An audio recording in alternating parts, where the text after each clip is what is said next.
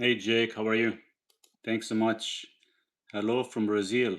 Walter, I hope you guys are doing good today. Happy Sunday to everyone.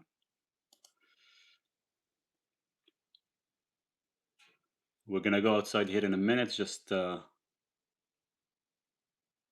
good day, Maurice. Not only fat, but C15 fat for us old clogged artery people. Um, yeah, like I'm talking more of the fat to protein ratio more than anything. But if we're looking at the C15 benefit, that is going to help if the product is good. Because, the C15 is going to be mostly found in butter and full fat dairy, lamb fat, some fish, which is excellent for us, especially for the cell membrane. I should actually spend more time talking about it because the C15 is going to actually help our mitochondria more than anything, especially person that has type 2 diabetes, fatty liver, cardiovascular disease specifically. It's just we don't get enough of it. Um, we don't get enough of it. And the thing is, we have to kind of be careful of how much we take. Good morning, Maurice. Hope you and Duke are doing well. We're doing great. Thank you so much. We're gonna go see Duke. He's been outside. I fed him some beef tongue, and he loves it so much.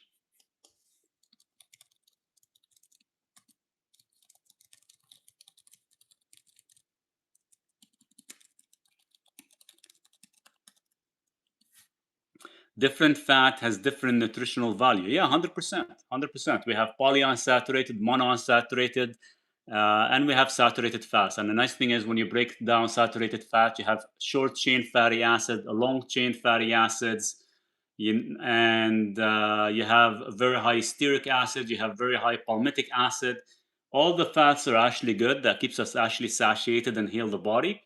It's just the thing is, we have the C15 as well as you mentioned earlier, but it depends on your clearance because a lot of people having a lot of issue with their clearance. So you can actually handle the fat correctly and nicely, but your clearance is slow.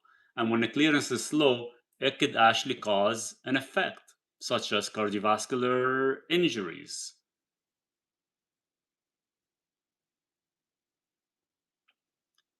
And people that already have, let's say, stent or calcification, their fat to protein ratio should be dropped.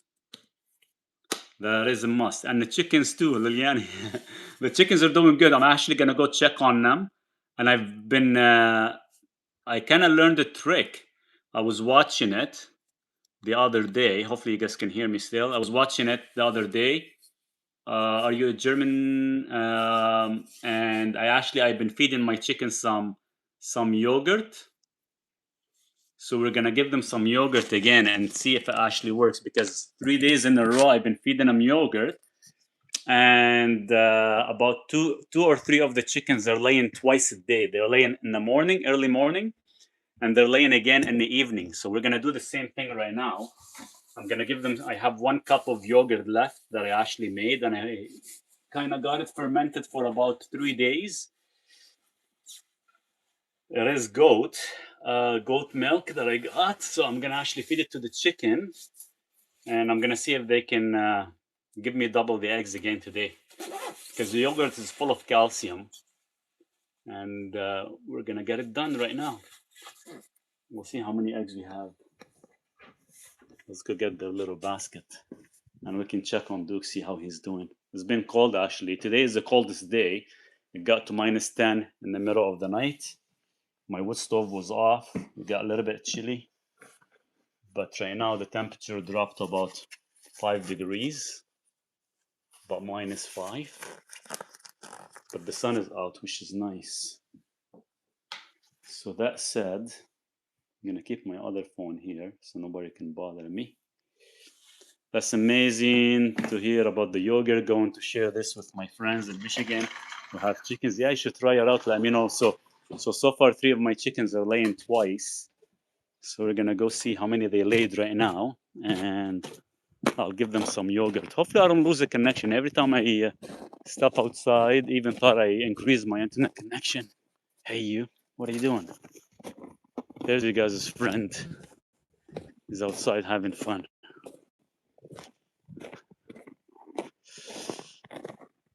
Look at this, beautiful day today. The sun is out.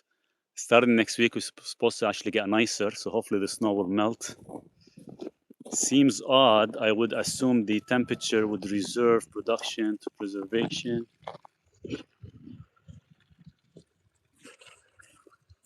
We cut some logs yesterday because we needed some more for the wood, but we're cleaning up here. Hopefully, and I'm gonna be doing an extension for the chicken because I'm getting 12 more chickens coming in. Hold on, let me get the.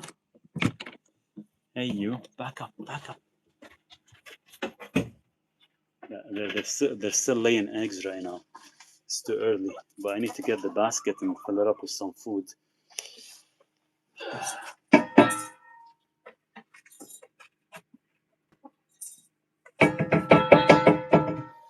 Guys, move. Let me through. They don't leave me alone anymore. I think once the chicken get used to you, they want to come and play with you all the time.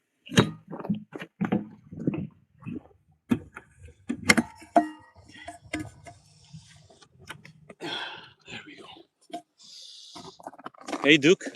What's going on? We'll come outside here in a minute. Let me just get them some food. Clean it up a bit.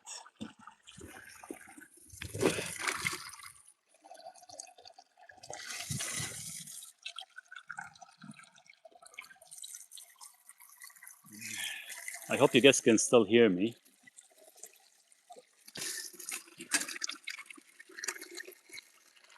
Hey, big boy.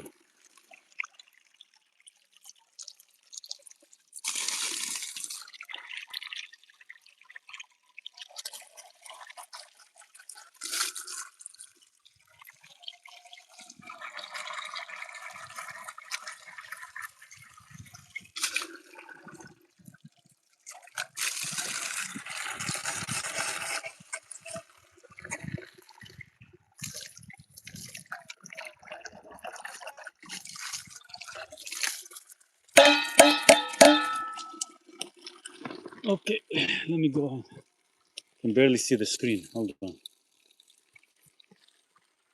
And your school and Subtac are incredibly valuable. No doctor will tell us what you teach us. Thank you. Thanks, and thanks so much for putting that out there. I really appreciate you. Liani, how many days did you feed them yogurt? 3 days. I was giving them a cup every day of the yogurt, and they start laying twice, once in the morning, once in the evening. So I'm gonna do it again today. I only have 1 cup left. We're gonna try it out again. Oops. Let me just take my shoes off so I don't step inside with my boots. Wait, Duke, I'll come back out in a sec. Wait, Duke. You wanna come in? No? So this is gonna be the 4th day. We're gonna give him another cup of yogurt, and I'm gonna mix it with some split peas, and we'll try it out. So the split peas that I actually buy, I soak them for about 2 days usually, and once I soak them, I'll show you guys here in a sec. Let's move this way.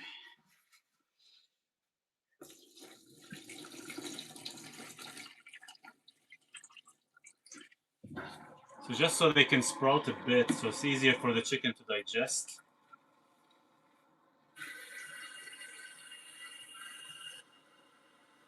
Just gotta wash them one more time here.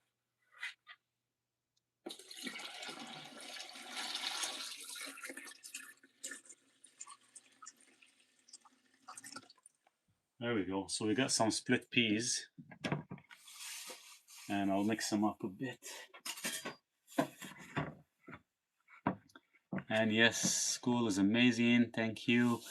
Every time I go through carnivore, I struggle to eat enough and tends to lose weight. I feel skinny and depleted. Are you getting at least 1 gram of protein per 1 pound of body weight? If you're not getting that much, then yeah, you could be under-eating. But you need to be getting at least 1 gram of protein per 1 pound of body weight. Then your fat intake has to be at least, let's say, a 2-to-1 or a 1-to-1 ratio based on your energy levels. So I would do like a 2-to-1 ratio. Now, I've been doing a carnivore diet for 12 years, and yes, you do lose weight in the beginning, but after that, your body stabilizes. You just have to adjust your fat intake and your protein intake. Just don't overeat too much fat in the beginning, because you have to kind of get your gallbladder to get used to the concept. Then you should be fine. You will lose weight in the beginning, but you should be fine to stable. You just have to eat enough.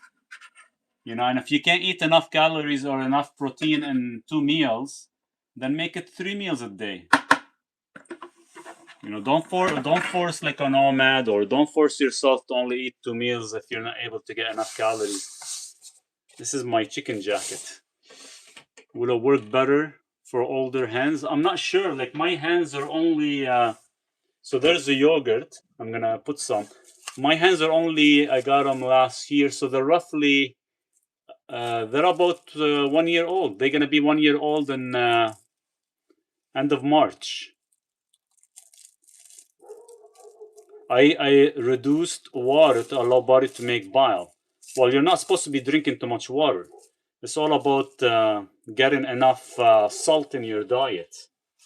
So there's the yogurt. So this is goat that I make, and we're gonna put it with this stuff here for the chicken. And I'm not gonna give him the whole thing. I'll leave some for tomorrow, and we'll see if we get some more double eggs. So this is what I feed them. So this is split peas. They're actually being soaked for about 3 days, and I got about a half a cup of yogurt. So we'll see if we get some more eggs again. And I'll put a little bit of flaxseed in there. Good day, folks. Hey, the dog paw, what's going on? Let's go give this to the chicken. And right now they only laid about, they're still sitting on the eggs, so we have to wait.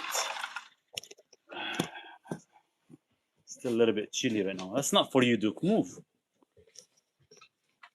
You already ate, buddy. You had like a half a tongue, beef tongue. It was really good. I actually ate the other half. And I was gonna show you how I was cooking it. This is my first time cooking it differently. Usually I actually, what do you call it? Put it on a wood stove and let it cook slowly. But this time I actually peeled the skin off. Took me like 20 minutes to peel the skin off. And I cut it into steak pieces. But the damn thing is so heavy of fat. It almost looks like Kobe beef. I'll show you. It's rich in fat. But it was actually nice flavor to it. I hear Celtic salt has most nutrients. What is your thoughts? You got Celtic salt, you got Baja salt, you got Baja Gold, you got Vancouver Island sea salt. There's so many different sea salts out there. It depends on the company, how it's processed and how they make it. Look, they're waiting for me here. There we go. Get up. There's the little chickens. They're going crazy at it. They love the stuff.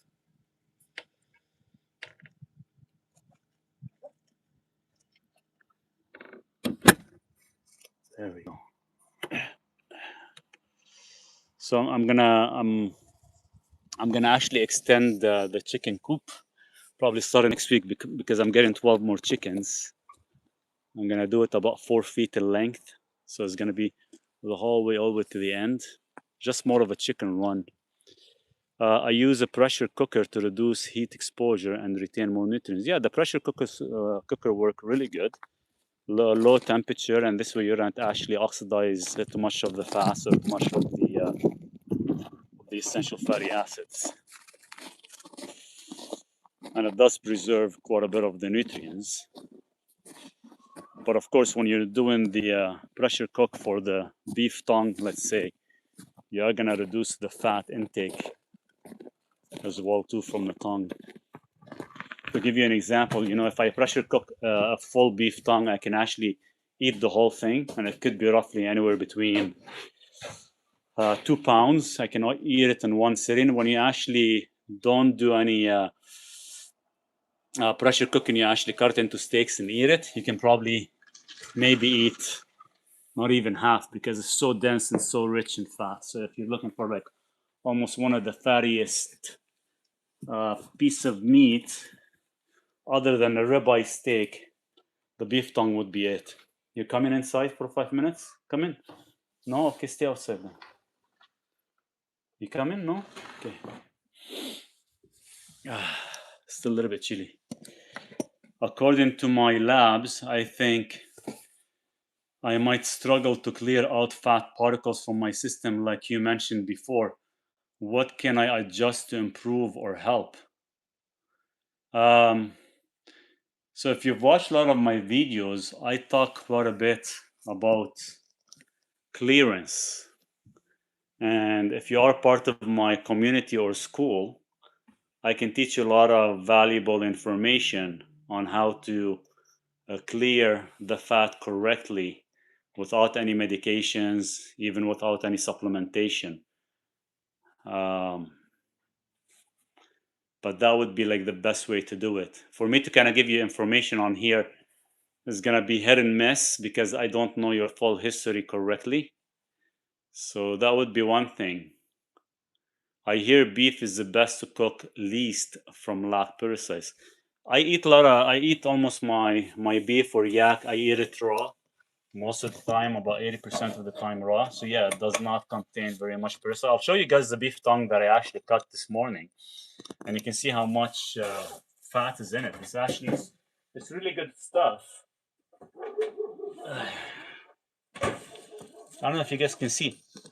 So there is a beef tongue that I cut. You can see how much fat there is. It's almost about 80-90% fat in every piece. So it's very, very rich.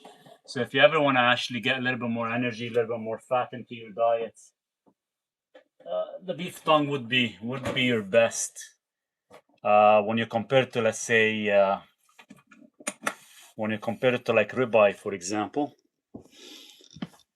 your ribeye, you could be paying, like here in Canada, they charge us like $35 a pound, which is freaking expensive. Yet you can buy a beef tongue for about $7 a pound. So huge difference.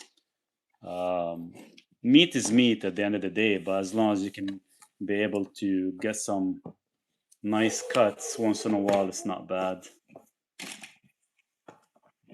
And the idea is to kind of save as much money as possible. Now, my second meal, I don't eat beef in the second meal as much sometimes. I attempt to eat eggs, anywhere between probably 10 to 12 eggs, boiled eggs. Usually that would be my ideal intake. Wow, and so nice and pink. It is actually. It's very, very rich in fat and very pink, very dark, very good coloration to it, very fresh. I love beef tongue, but it's $35 a pound. How much does it cost there? Oh, I got it directly from a farmer that I know. In the store here, in a regular store, they sell up to $35 to $40 a pound for the beef tongue. I get it directly from the farmer, so you can see how much profit they make. About $6 a pound. The tongue raw. I don't. I've tried it raw. Didn't really enjoy it as much as the liver. I rather have liver. I can eat all type of meat raw, except the tongue. I didn't really like it much raw for some reason. I like it cooked actually. Gave you thought to have your own cows or lamb? I'm thinking to have rabbits, chicken this year. I wanted to. It's just a lot of work on myself. Between working, looking after the chicken, looking after Duke. I'm trying to actually see how the weather goes, but definitely would love to have my own cow or lamb even. I'm thinking of getting a goat this year to see how it goes. I was thinking of raising rabbits as well. The only downfall with rabbits, They're very, very lean. They don't have a dense nutrient level compared to beef or lamb, for example. So if you are going to be eating rabbits, they're going to be very similar as chicken, where they're not dense nutrients. So you always have to add something to them to actually make them more fattier, so you're fulfilled. Because you can eat a whole rabbit of 2-3 pounds easy in one sitting. I've done it, and you might still feel hungry because they're so freaking lean. Should we eat beef liver? Yes. Should we eat it raw and it can help my acne? Your acne comes from hormonal foods. It's not whether you eat liver raw or not.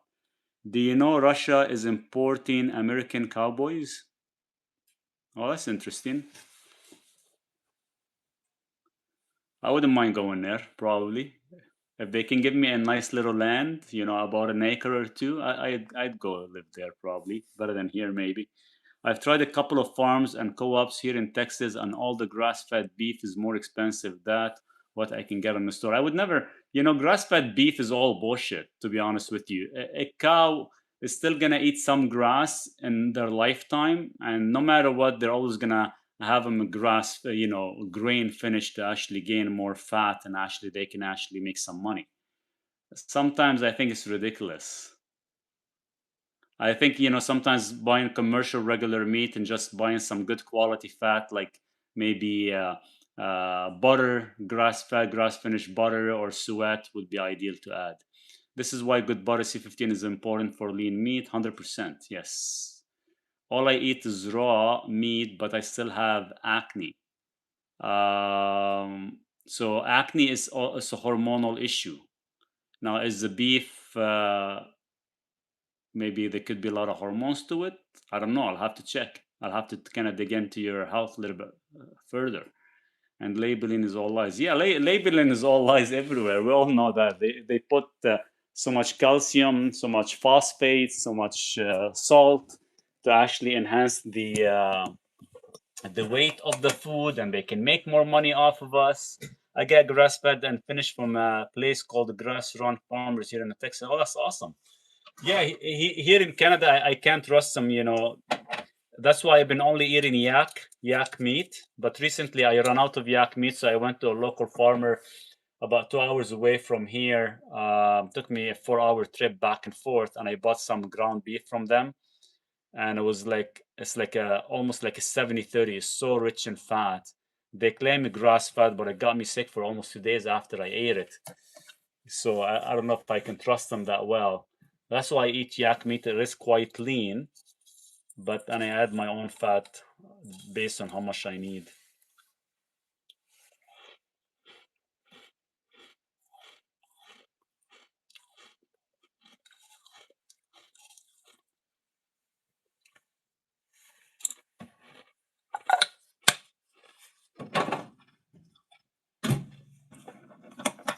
But yeah, if you can get your own good quality grass fed, grass finished, that'd be the best thing to do.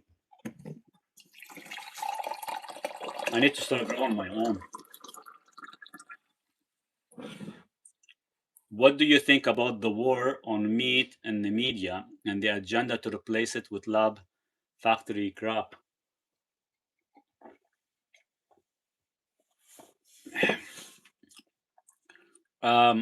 Due to certain bills that have been passed here, I cannot discuss a few things that you guys ask me online. It's very limited, and I don't want to get in trouble or have my account shut down.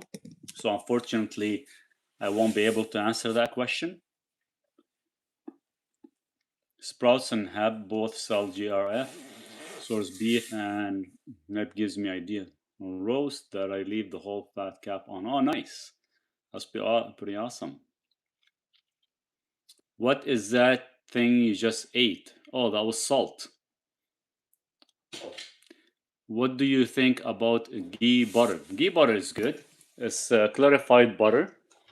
It's actually a lot better for you because it has zero traces of dairy compared to butter. So if you don't do good in dairy, then ghee would be the ideal scenario to get. You still got all your nutrients, your C15, everything in it. Wouldn't Soylent Green be considered meat? Duke, where are you? Come here. Yeah, no kidding. Come here, bud. What are you doing? Where's your friend outside? Yeah? You want to sit a bit? We'll go outside in a minute. Okay. Sit down. Sit down. Okay, okay, sit. Sit. You can say hi to everybody. Why you have the thick collar on today?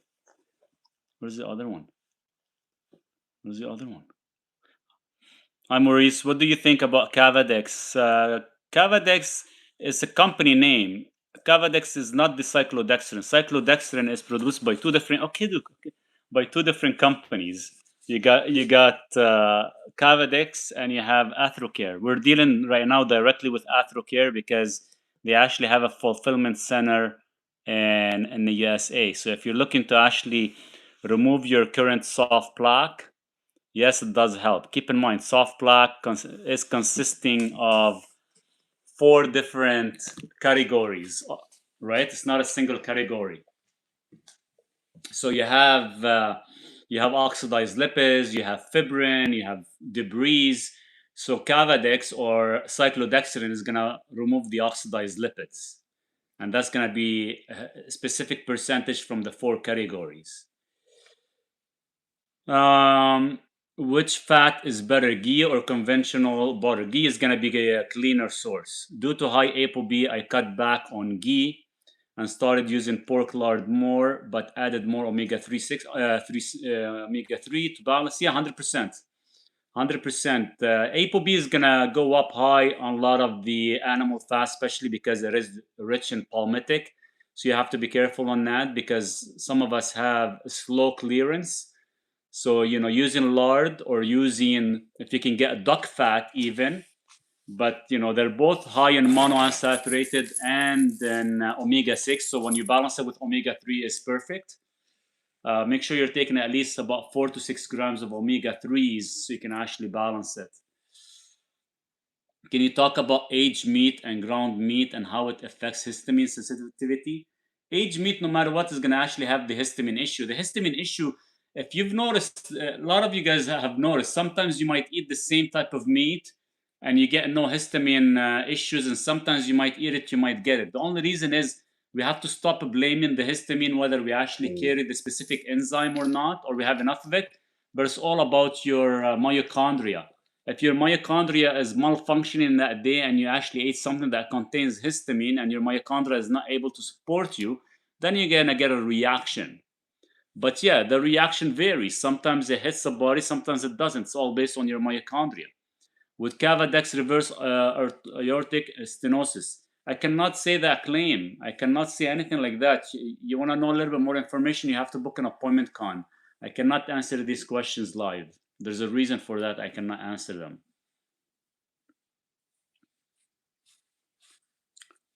And like I said, Cavadex is a company name. The product is called cyclodextrin. Grounding is sun is good for mitochondria. Yes, 100%. What you do in the first 10-15 minutes as soon as you wake up, sun, movement, creatine, let's say, salt, water, breathing, all that stuff is going to actually activate your mitochondria. And the problem is we all lost the process. So we wake up and all we do is stare at the phone. And when you do that, we never really activate our mitochondria correctly. And we actually end up wondering why we can't sleep. And we end up wondering why we don't feel good today. What did we do wrong, or what did we do different? Well, you didn't do anything wrong. You just forgot the natural habits that when you wake up in the morning, you should be thankful, you should be moving, you should actually have your salt so you can cause blood volume. All these things are very necessary for you. Harris, how are you? Dookie is outside. We're gonna go see him here.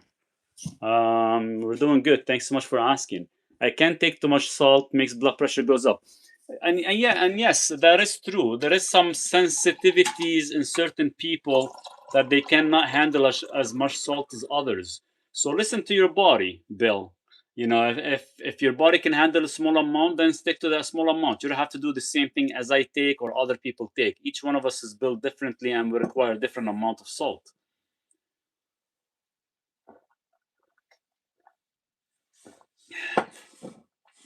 Lack of sugar and carb is good for nitric oxide from nose breathing. Yes, you know, any sugar is going to cause oxidative damage. Oxidative stress is going to prevent proper nitric oxide production. So nitric oxide production is your key to actually longevity.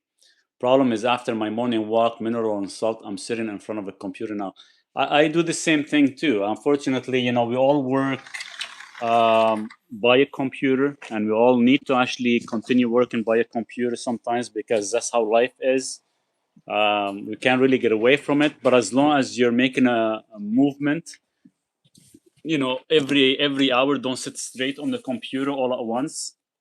Every hour, if you can get up and maybe do like a wall sit for a minute, that's what I do sometimes, wall sit or push-ups or any type of movement for like a minute or two to kind of maintain flexibility, to maintain nitric oxide and maintain proper blood flow. Trust your body, salt to taste, 100%. Nice to see you again. Missed you for a couple of weeks. Um, I'm trying. I'm trying to actually stay here, but it's been tough. You know, doing the lives. I'd love to do more lives and actually show you guys. Like today, we got some nice sun. It's supposed to actually snow in the afternoon, so I want to be outside. It's just a little bit. Today it's supposed to be the coldest day, and it is a little bit chilly right now. Do we need carbon element in our system for good digestion? Digestion of protein and fat. You know your salt chloride is what primes your gut and give you proper acidity, so you can actually break down your protein. Now, when it comes down to fat, fat is actually is all controlled by your bile. That wall set is hard. I tried it for 5 minutes. It's brutal. It is hard. It is hard, you know, and we have to reach at least 2 minutes to cause sheer stress on the arteries. Things are warming up there soon, hopefully. So the snow's kind of melting, which is nice, as you can see behind me. But we'll probably end up getting hit with more snow all the way till every year it happens, all the way till end of April. So we don't start to get like nice weather till almost like the first week of May. I almost died from sepsis. Now I can do 50 push-ups and 60 squats. It's kind of that's good. I can do 2 minutes wall sits, okay, more than that once. It's hard. It is tough. It is tough. But if you do it, let's say, twice a day and maybe do some rebounding and maybe do some push-ups, or, you know, like it doesn't have to be extreme push-ups. Could be like a wall push-up. Could be just body squats, you know, 15, 20 reps. Just some minor exercises to keep the body moving. And sometimes, you know, the body needs some recoverment. How can I only do it for 2 minutes too? It's hard. I know. You can only do it for 2 minutes. It is tough. You know, it's all about strength, right? It's all about strength. It's all about you know, your oxygen intake and everything. But it takes time. Even for me, you know, sometimes I find it hard. Sometimes I can do 2 minutes. Sometimes I can do 3 minutes. Sometimes I can do barely a minute. How long does liver stay fresh in fridge compared to freezer? I usually keep mine for about 10 days. But every other day I uncover the plastic wrapper just so it allow it to breathe. Feeling lightheaded when waking up from a nap. What can I do? That's lack of volume, not enough salt in the body. I'm almost 60, 50 push-ups bruise me. Doctor are full of marshmallows like a good used car salesman. Hey, age is just a freaking number, man. Come on. Hi, Maurice. Watching you live has become part of my Sunday routine. Hey, Ricky. Good to hear from you. Thank you for sharing your time with us. Have a blessed Sunday. Cheers. Same to you, Ricky. I hope you're doing well. 20 squats, 20 counter push ups every morning, then walking and wall sits during the day, and some more squats. 100%. 100%. You need that. That's awesome. That's the best way to put it. Sorry, you keep liver in fridge or freezer.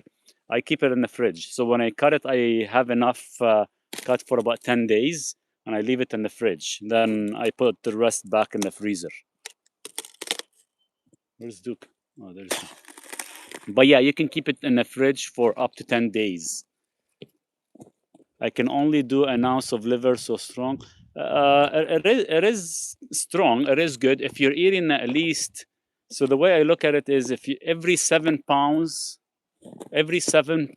of muscle meat, you need at least 250 grams of liver. That's like a good ratio. One is too much magnesium a bad thing? I like having magnesium emergency kit in the truck. One having too much magnesium is a bad thing? Well, you cannot have too much magnesium. Too much magnesium is just going to end up having soft stool. That's when it tells you the body's starting to get saturated. So you reduce by like a dose or two. But you cannot actually have too much magnesium. There is no such thing. The only thing you'll end up having just soft stool. That's a sign that the body is being saturated. So let's say you're taking 200 milligrams every 4 hours, and when you took 200 milligrams as a third dose, you got soft stool. So make sure you reduce that last dose to 100 milligrams. Which type of salt would you recommend? Are you worried about heavy metals in salt? There's heavy metals everywhere we live.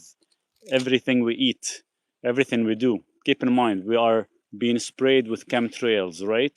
So for me to say, hey, Celtic salt is better than Baja salt, or Baja salt is better than, Redmond salt, they're all going to be the same. We all get hit with the same heavy metals everywhere. Your liver and kidneys are strong enough to actually detoxify. Magnesium for CKD, what is max? Bisglycinate. Bisglycinate is easy on the kidney. Sometimes I recommend magnesium citrate, because the citrate will actually, you want more citrate for anybody that has kidney issues, because it does help to keep the filtration clean. Please make a detailed video on exercises you're speaking about, or do you have one on our school platform? I can put one on the school platform. I have an ebook that I wrote on the exercises. So if you are part of the school, I'll actually put it in the school as a module. I'll put the whole ebook as a module for you guys on school. I'll show you, I'll give you all the exercises for the heart, and all the exercises I'm talking about to actually cause nitric oxide dumping correctly. So I'll do that for you guys. Whoever is in the school will get it actually, part of the program. Bisglycinate for sleep? Yes, bisglycinate for sleep, because it helps you wind down. Some people can't really take it right at sleep time. They have to take it about 90 minutes before, because it depends on the person. Some people are a little bit sensitive to the glycine. Yes, I am on school. Great, thank you. Looking forward to the video. Yeah, I'll either make it as a video, or I'll actually put it as a module, because I have an ebook written, Harris. So I'll put it there for you guys.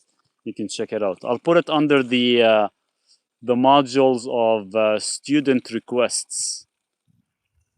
Which is the best kind of salt to use for electrolytes? I use 3 different kinds. I use Vancouver Island sea salt, I use red mint, and I use Celtic. So this way I can actually maximize on each angle. Reducing fat around the heart is good for extensive exercise first. Zone 2. You'll be in Calgary, right? Maybe, probably not till May. I think taking 2 grams of magnesium daily also helps for carnivore diet. Am I right or wrong? Blessed watching. No, you are right. I did a video about probably 5 months ago about how much magnesium we need, because being on a protein diet, we end up overusing magnesium.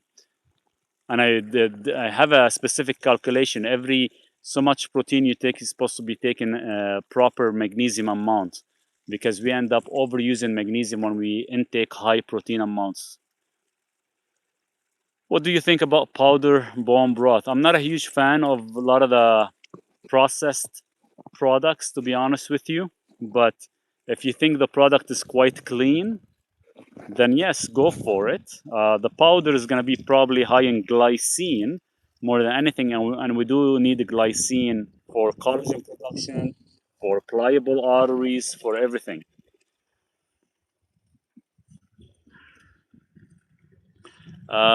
Is it good to recycle all supplements? Like stop for a little while and then start again? No, there's no point. A supplement is a food product. The only ones you want to probably cycle anything that has a stimulant in it. I was amazed how easy it was to fast for 5 days going carnivore. Oh, it's 100% easy. 100% easy because your body all it requires energy from fat and protein. It doesn't require anything. It doesn't go through swings or anything. It's simple, and the body can actually adapt to it very easily.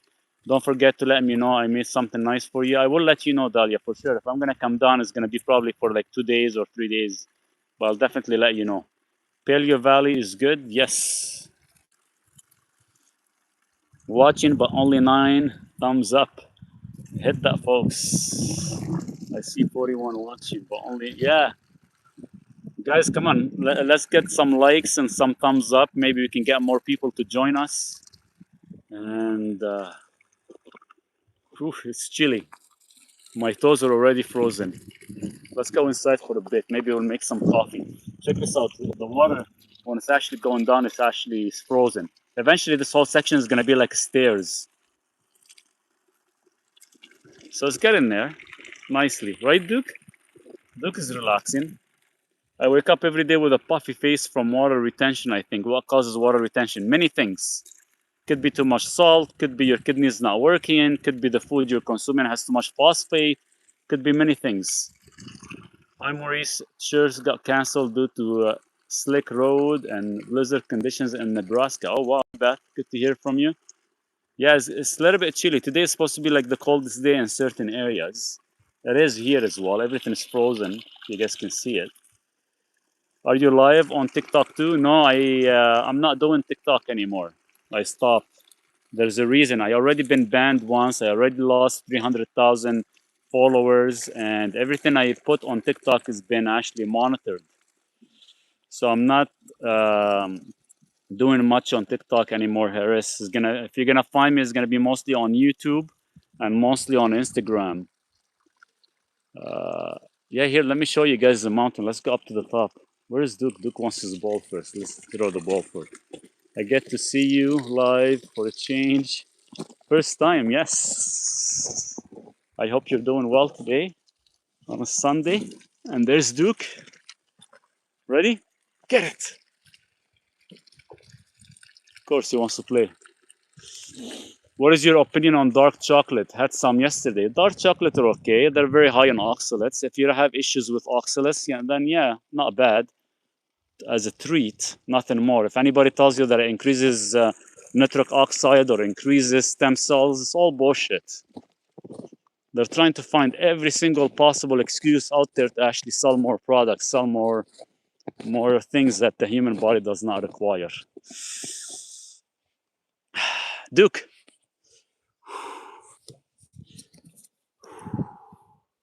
Okay, let's go inside for a couple of minutes.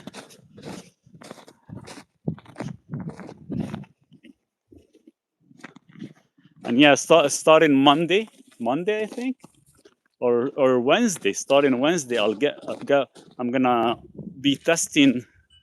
Some of you guys have been requesting this for a while. I'm gonna be testing some, which is I don't like. I'll be testing some sardines. I hate canned sardines. I think the last time I had them was like 15 years ago, and I've been asking some of you guys have been asking for me to test them out. So I'm gonna buy a whole box or two, and we're gonna test them out. And if they don't taste good, I'm gonna actually feed them to the chicken.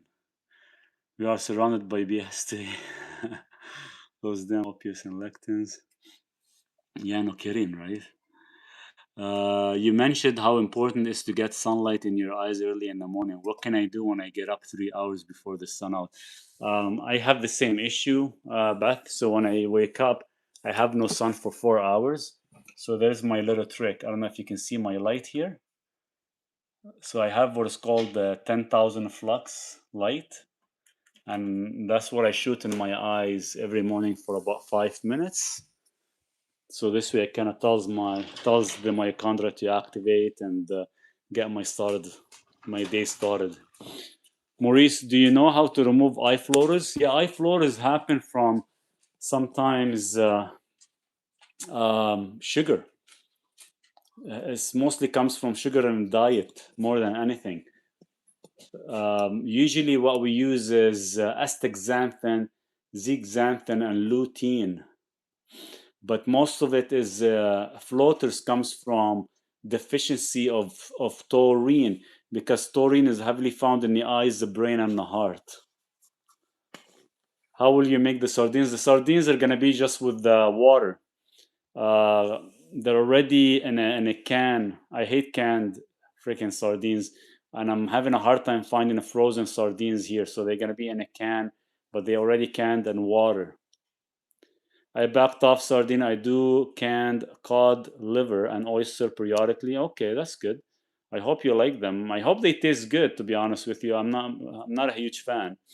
My family is telling me, please don't let her eat like that. Huh?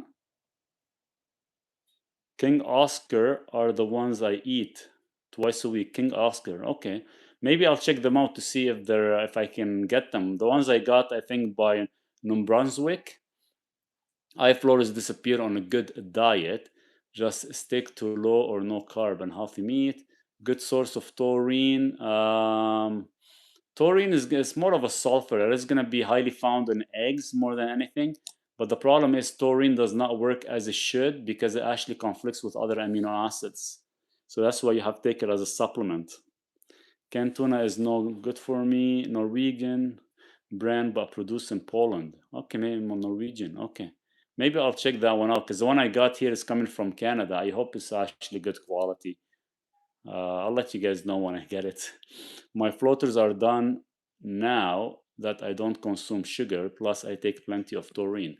Taurine is going to help quite a bit, but as well, the diet is going to play a huge role. That's why sugar kind of plays the massive role on this more than anything. Hard to get sun when they block the sun. It is tough. And to be honest with you guys, for 4 months, every 4 months in a year, in the winter time, from November, December, January, February, I got no sun here.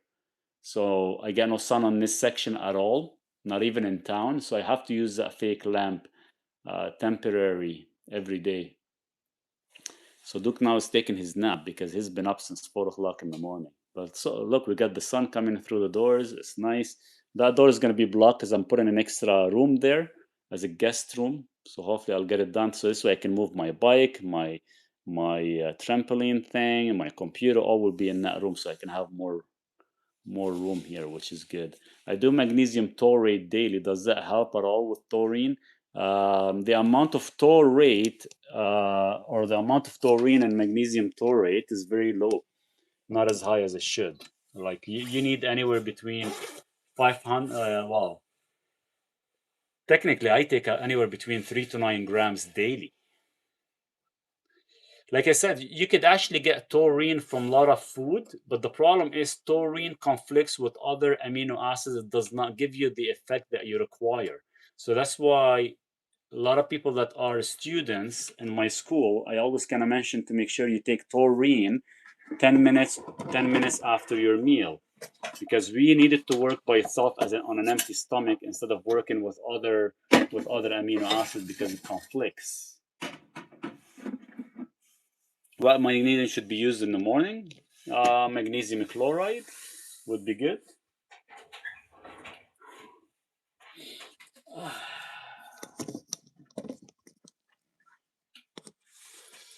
I eat seasoned brand canned sardine.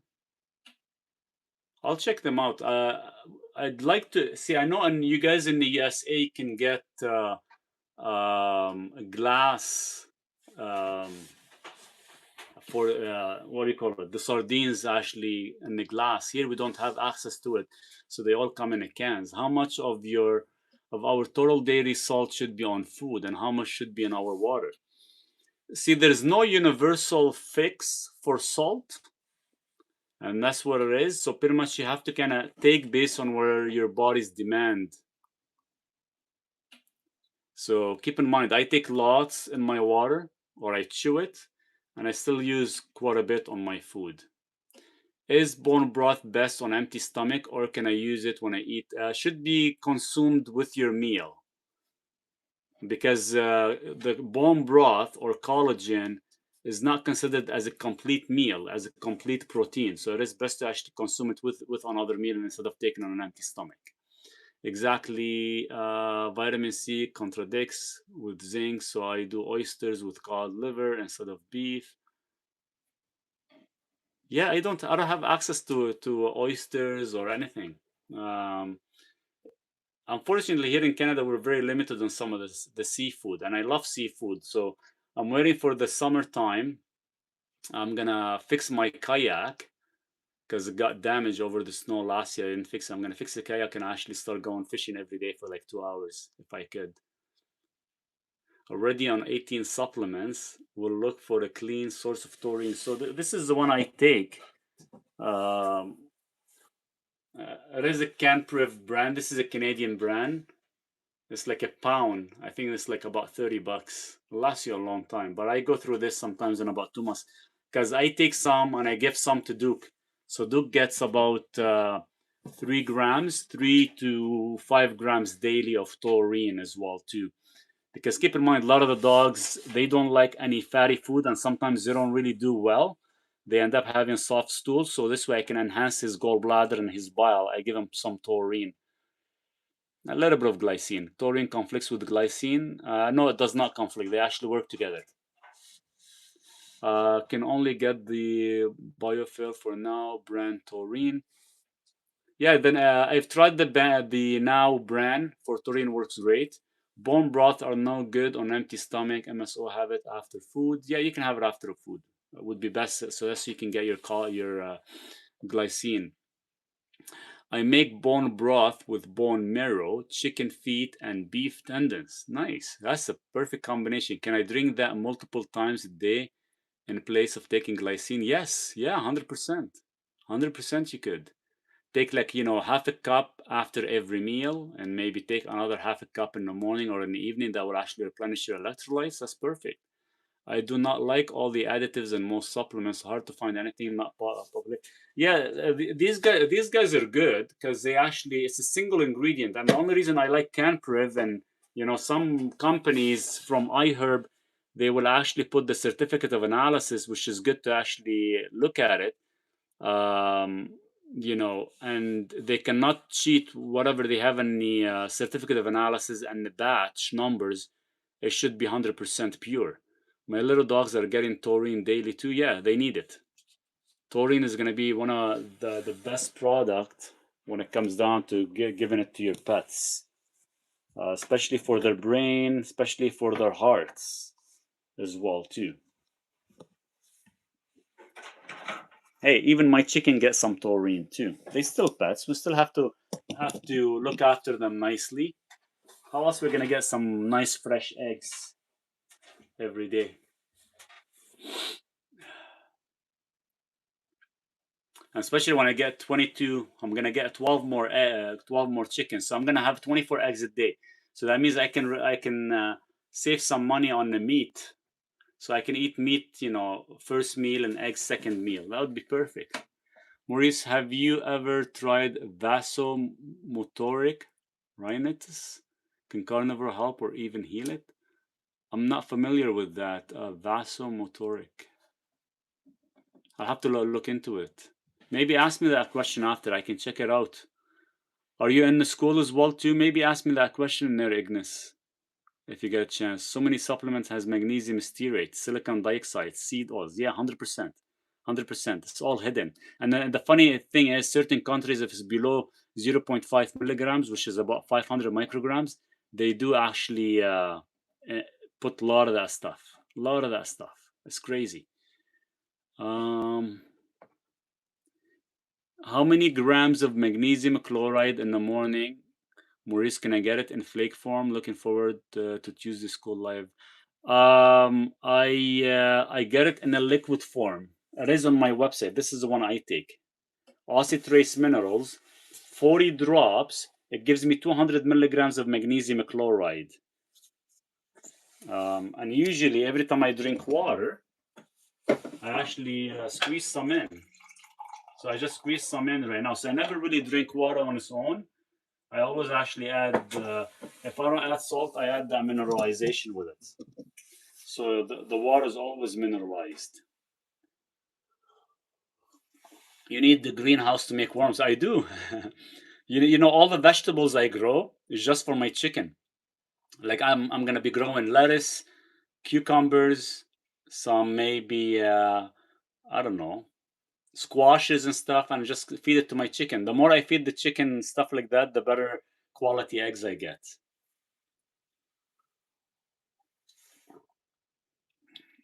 Are you always in ketosis? Probably not really, not every day, no. Because keep in mind, I actually activate my gluconeogenesis because I do eat a lot of protein. So of course I'm off ketosis once in a while. I don't force it; I just let it happen naturally. Try Caroline Dean's remag. No, I think it's a waste of money. The Caroline Dean, she just made her own osmosis magnesium. I've tested it; it's quite expensive, but this one gives you the same idea, same thing.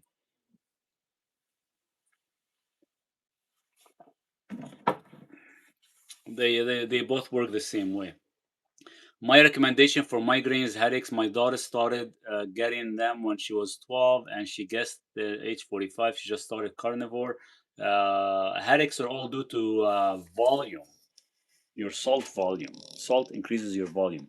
Good vegetables, how oxalates, good treat, even on carnivore. Good vegetables, low oxalates. The only one that I would, if anything, I would take would be like a cucumber, or cucumber probably could be a fruit because it has seeds in it, or maybe arugula. These would be like my only two things that I would actually ever consume, or only if I can grow it myself. Hi Maurice, have a great day. Peach Farms, cheers, thanks. You too. People tell me I should have more respect for vegans. I say I love to eat things that eat veggies. 100%. You know, our meat is vegans. Our chickens are omnivores actually. Our beef are vegans. Nothing wrong with that. We eat what they eat. You are what you eat. So they eat the vegetables, and in return we eat the meat. It's perfect combination. Pin the mag. This one here. This is it. I have it on my website. Acid trace minerals. I'm skinny. I am skinny man, 195, 76. When I started carnivore, lost 3 kilograms more. How can I gain weight on carnivore? More calories, more fat. Eat based on your body weight. So let's say you're eating 1 gram of protein per 1 pound of body weight, and after that you do like a ratio of 1 to 1 or 2 to 1. Ideally 2 to 1 for your fat to protein. Think of it as calories. So if you eat 100 grams of protein, so 100 grams of protein times 4 calories, that's 400. 400 times 2, that's 800. You take 800 calories divided by 9, and that's how much fat you should be consuming with every 100 grams of protein. Now, a good ratio would be as well eating a lot of eggs, boiled eggs. They do contain a good ratio of fat to protein. But you will lose weight. You will lose weight in the beginning stages when you're going carnivore. Once your body adapts, then pretty much everything will settle. Then your weight will be back. So these are the eggs from yesterday. Let's put them on my little run here. We got one. Gotta get two. 2, 3. Look, we got this purple egg. I don't know if you guys can see. It's like little purplish. This is only one of the chicken that actually gives me purple eggs, and one of my other chicken gives me white. Hi, Maurice. Hi, Maurice. Thoughts on taking vitamin D? If you're not getting enough sun and you're not eating enough egg yolks and enough fish, then you might maybe need a little bit of vitamin D, for sure. Hi Maurice, I'm still struggling with hemorrhoids. Any extra advice? Should I quit biking? Hemorrhoids are, is your blood is too thin? Are you eating a lot of hot peppers? I would start taking some quercetin, so you can actually strengthen your nerves and everything. There's got to be something wrong with the flow. Thoughts on taking vitamin D? Don't like boiled eggs. Love light scrambled eggs. I love scrambled eggs, but what happened is I like boiled because I can actually eat more. So if I do like scrambled eggs, I can probably have about 6, 7.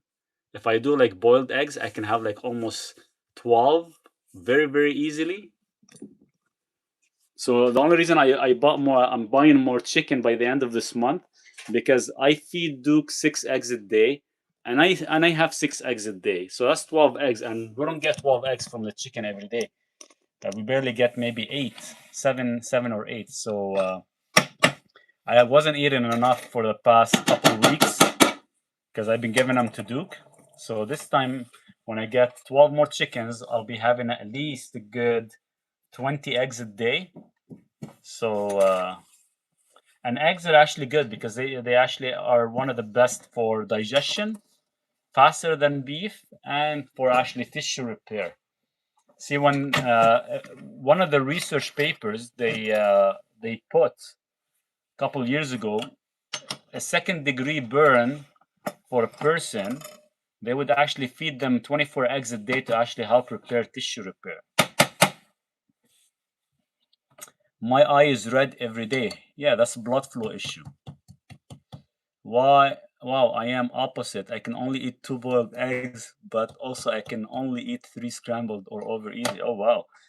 Yeah, see, it's funny. If I buy the eggs from the grocery store, even thought they are like, free range or pasture raised, for example, I can maximum have 3. If I have more than 3, I feel heavy and I feel it in my stomach. And I think because it's the stuff they feed them. Yet the eggs I get here, I can eat 10, 12 eggs in one sitting, and I can get up and feel amazing. Seriously. So obviously there gotta be something in the feed that they actually add that actually makes me so tired when I eat the store bought. And I know for a fact they could be like either soy or it could be corn, probably, where they assume it is free range, which is I doubt it. Probably could be like high omega-6 in it. Supernova, are you keeping your chicken through the winter? Oh yeah, I kept them through the winter, and it's gone perfect. I'm actually getting 12 more right now. That's why I wanted to do a test this year to see how they go. And that's why I stayed here for the winter. Yeah, 100%. I'm getting 12, so I'm gonna have about 24. I have 12, and I'll have 22 chickens. Can I do 6 scrambled eggs with a steak? Never tried more. Eggs, I get old fashioned, no silicone. Yeah, 100% you could. When using Celtic salt, should I pinch salt under tongue or just put some in my water? You can. I don't like to put it in the water. I like to actually take it and chew it. I only eat the yolks and beef. Perfect. Yeah, a lot of us, some of us don't do well on the egg white, so you have to like really cook it. I agree. Deep in raising, true. I'm sticking to mostly yolks now, 100%. A lot of individuals do that. How to help blood flow? Nitric oxide. Uh, Nitric oxide, specific exercises, breathing techniques, humming, all that stuff will actually activate blood flow, activate nitric oxide production. Coffee does the body good. I'm just kidding. Don't drink coffee, guys. I drink coffee not for stimulant. I drink coffee for the flavor. Citrulline or arginine. You cannot take arginine if you are over the age of 40. Your body cannot actually activate it to the proper pathway. So you have to take citrulline, and citrulline will actually change in your kidneys into proper arginine. If you take arginine on itself, it's going to actually increase the enzyme arginase and causes more oxidative damage to your arteries. So best to get it from nitrate. I have a link on my product page for the current one I use to get a little bit more nitrate, where I actually converts from nitrate to nitrite, nitrite to nitric oxide. Doctor always get shocked when I tell them I have been eating eggs minimum 3 a day since I was a baby. Oh, trust me, doctors are, I don't know, I shouldn't be saying that, but they're just clueless. That's a nice word. That's an easy word to say, clueless. You know, it's funny, and you guys can agree with that or not, right? Let's say you go to school and you graduate, you become an engineer, you become a doctor, you become a physicist, you become whatever you want. After you graduate, you're already obsolete. If you don't continue educating yourself and doing more things, you're always going to fall behind. Yet you have a lot of doctors who graduated 20, 30 years ago and they never like to update themselves.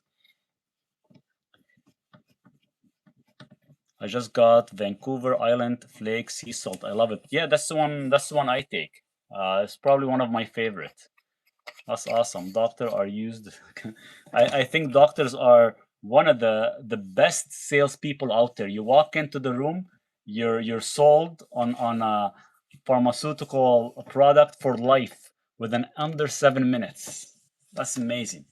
I think they are one of the best trained salespeople by them going to med school for like 10, 12 years. My doctor told me to throw away the egg yolk. I haven't been able to do it. I haven't been to the doctor since. Yeah, it's crazy, right?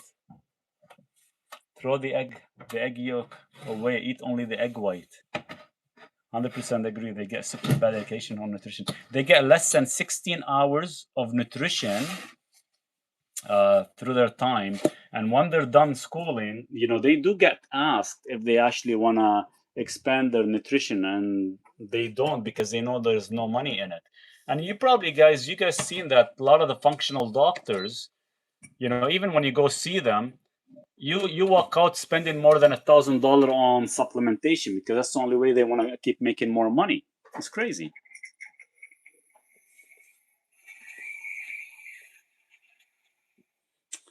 I noticed that my sister hands shakes. That's salt, magnesium. Funny, I started coffee again after I started carnivore.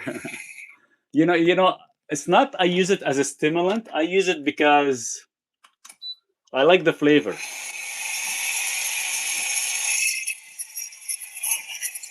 Just give me a second, guys. I don't know if you guys can hear me. I'm just making the coffee. Yeah, you don't have to eat it raw here.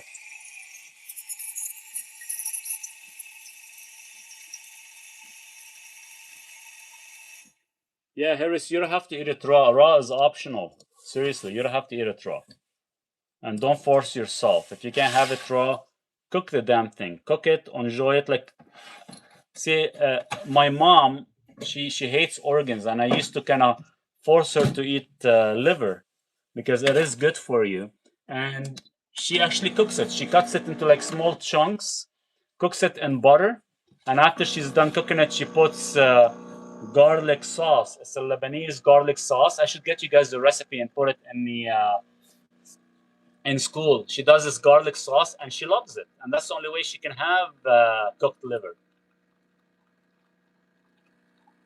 If you want to eat raw liver, the only way you can do it is cut it into like small bite size and freeze it and swallow it like a supplement.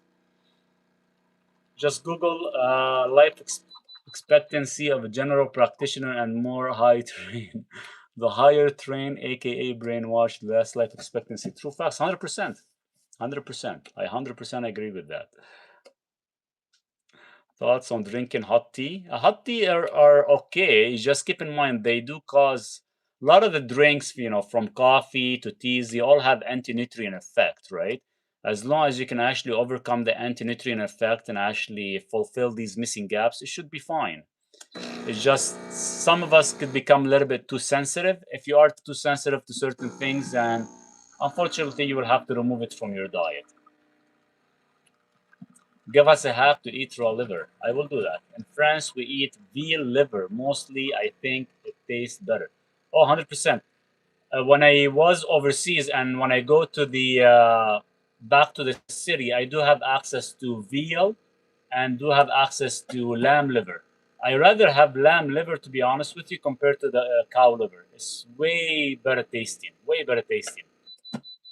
So if you guys can get Harris, if you can get like lamb or veal liver, you're actually gonna enjoy it way more than a beef, and you're gonna tolerate it better. Give me a second, guys. Gotta fix my coffee. There we go. I'll just have to heat it up in my blender, then we can blend it. How is your vision? My vision is good. Only I can't really see well in my left eye because I got into an accident back in 2001, 2002. I was hit by a drunk driver and I lost my vision in my left eye. I couldn't sue the person because he was actually in a stolen vehicle. And 3 months after, I lost vision on my left eye. And that's what kind of got me into nutrition. So I tried to heal my eye with supplements and everything, and it took me about 5 years to heal it. And I did heal my left eye, but what happened is there's a scar tissue that doesn't allow me to see straight. I can see in the side this way and this way, but I cannot see straight. If I close my right eye, I can see the screen as blurred. I wish you and Duke could move to Florida where you would get plenty of sunshine. North Florida is great climate, not too hot, not too cold, and rarely snow. I would love to. I would love to, seriously.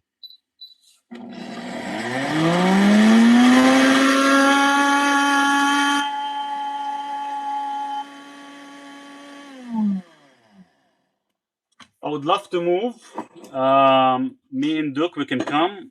I have to find like at least a good 1 acre land because I will never be able to live in like a small house or any like in a small apartment. It has to be in a land so he can actually be free and enjoy the time.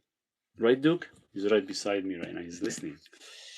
But yeah, I would love to actually. Doesn't coffee decrease blood flow to the brain, or is there a way to make coffee to stop the full effect? Yeah, it does decrease the flow to the brain. That's why having one cup is enough. If you have more than 1 cup, you will actually have anxiety and slight depression sometimes in certain individuals. So the idea is taking glycine after, or taking L-theanine after, or with coffee, that will actually prevent the arteries or the nerves to actually become contracted too much. There you go. Cheers. Right eye, left eye. My left eye. Is it good to use sunscreen lotion? No, I would never use any. I have no fatigue or brain fog, fine energy. I just love coffee. Always wait 1.5 hours after waking or more before coffee. Yeah, 100%. Same here. Like, I love it. I drink maybe 1 cup, sometimes 2 cups a day. It's not for energy. It's not for performance. It's not for stimulants. It's just, I like a hot drink. And, you know, what better way and safe way is to drink. Have a nice cup of coffee.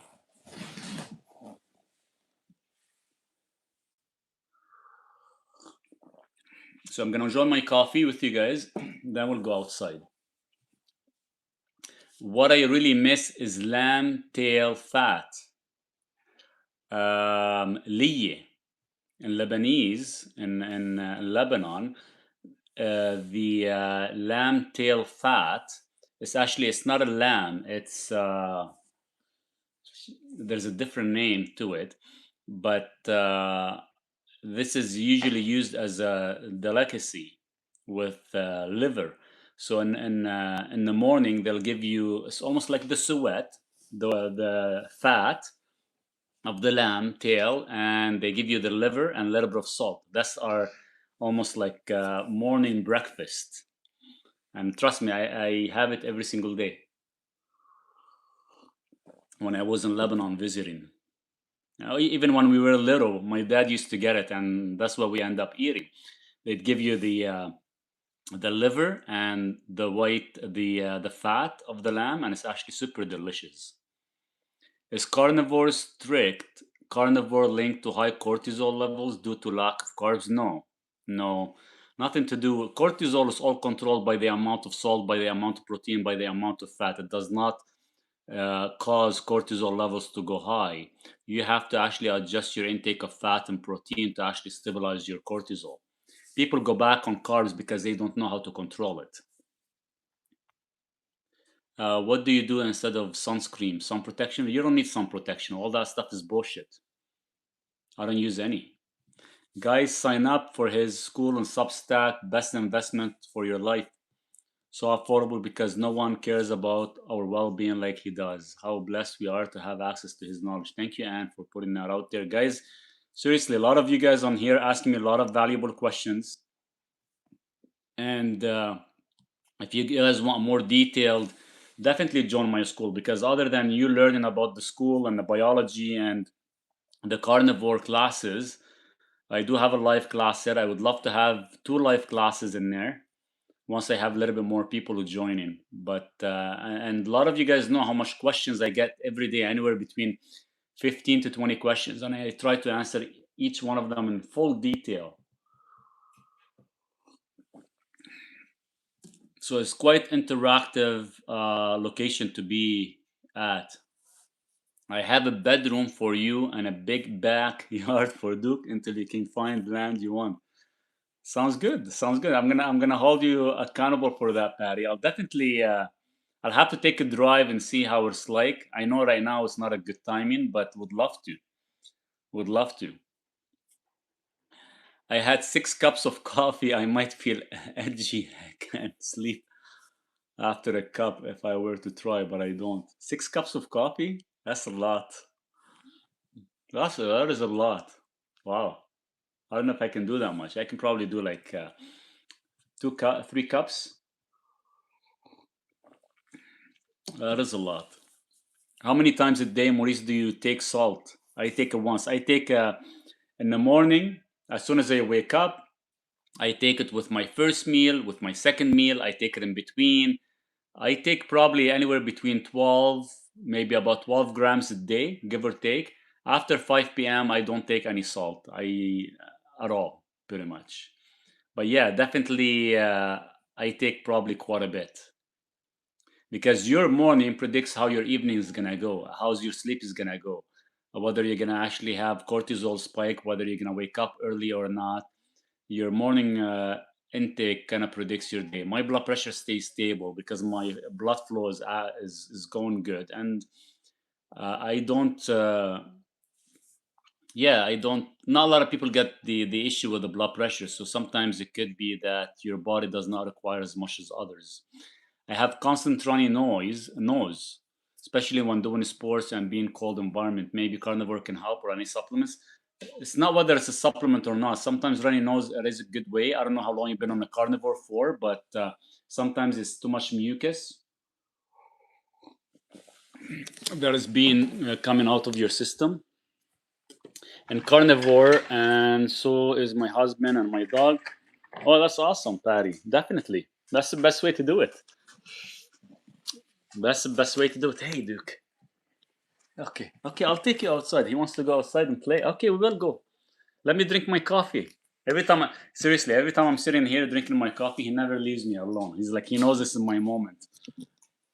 And he comes and bugs me. My little carnivore dog. Thank you, Beth. I really appreciate you. If the food is bad for our teeth, then we shouldn't eat it. 100% agree with that. Okay, okay, Duke. Here, here. Okay, okay. Okay, okay, okay. That's all you want? Are peptides bad? I saw a video saying that since they are not researched, it causes early death. It's not whether it causes early death or not. Peptides, they're supposed to actually help with healing, but the problem is, who makes peptides? Harris, who makes peptides? Even thought, I've used them before and stuff, but who makes peptides? Pharmaceuticals make peptides. If they want to screw around with us, they can screw around with us in a heartbeat. I'm 11 years carnivore, feel amazing at 70. That's awesome, Patty. That's amazing. Yes, 11 years, and you're going to continue going strong. That is one of the best feeling ever, seriously. And, once we stop looking at food as being entertainment and just kind of focus on a density nutrient intake, the person would feel amazing no matter what, whatever age. Age becomes just a number. That's awesome. Continue at it. Never give up. What do you clean your teeth with? I should give you guys my recipe on in school. I'll give it in school for sure. But I do have a recipe that I use for my teeth. Sometimes I don't even brush them at all.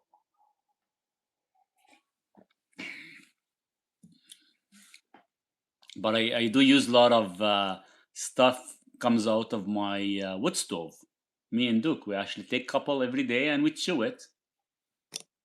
And do you know what's in the wood stove? Charcoal. Come to Tennessee. It's nice. It's nice here. I've been invited everywhere in the U.S., from Florida to Tennessee to California.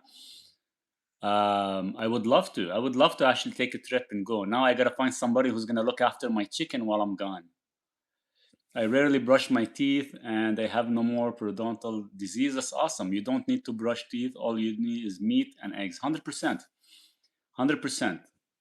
Yeah, well, it's funny. Once we eat what is meant a human being supposed to eat, it's funny how a lot of the accessories that were forced onto us that we don't even touch anymore, from underarm to brushing our teeth or anything like that, because we don't need it anymore. 2 years after sepsis, I can only sleep 1, maybe 2 hours. First 3 months after sepsis, no sleep at all. Oh, wow. But you're recovering pretty good, right? He needs a girlfriend, like I said before. Duke? Yeah, Duke, I gotta get him one. Peptides that are synthetic, I believe. Duke, you want a girlfriend? You want another German Shepherd? Or you just wanna be my buddy and that's it? What do you guys think? Should we get him a girlfriend? After the number of bad relationship I've had, I would suggest just a dog. I 100% agree with you, dog. The dog part. I 100% agree with you, 100%. It's all about trust. Charcoal, I'm 70 and feel 20. That's awesome. That's amazing, Patty. You can come to Lithuania as well. Lithuania is beautiful place. Wait, I'm almost done.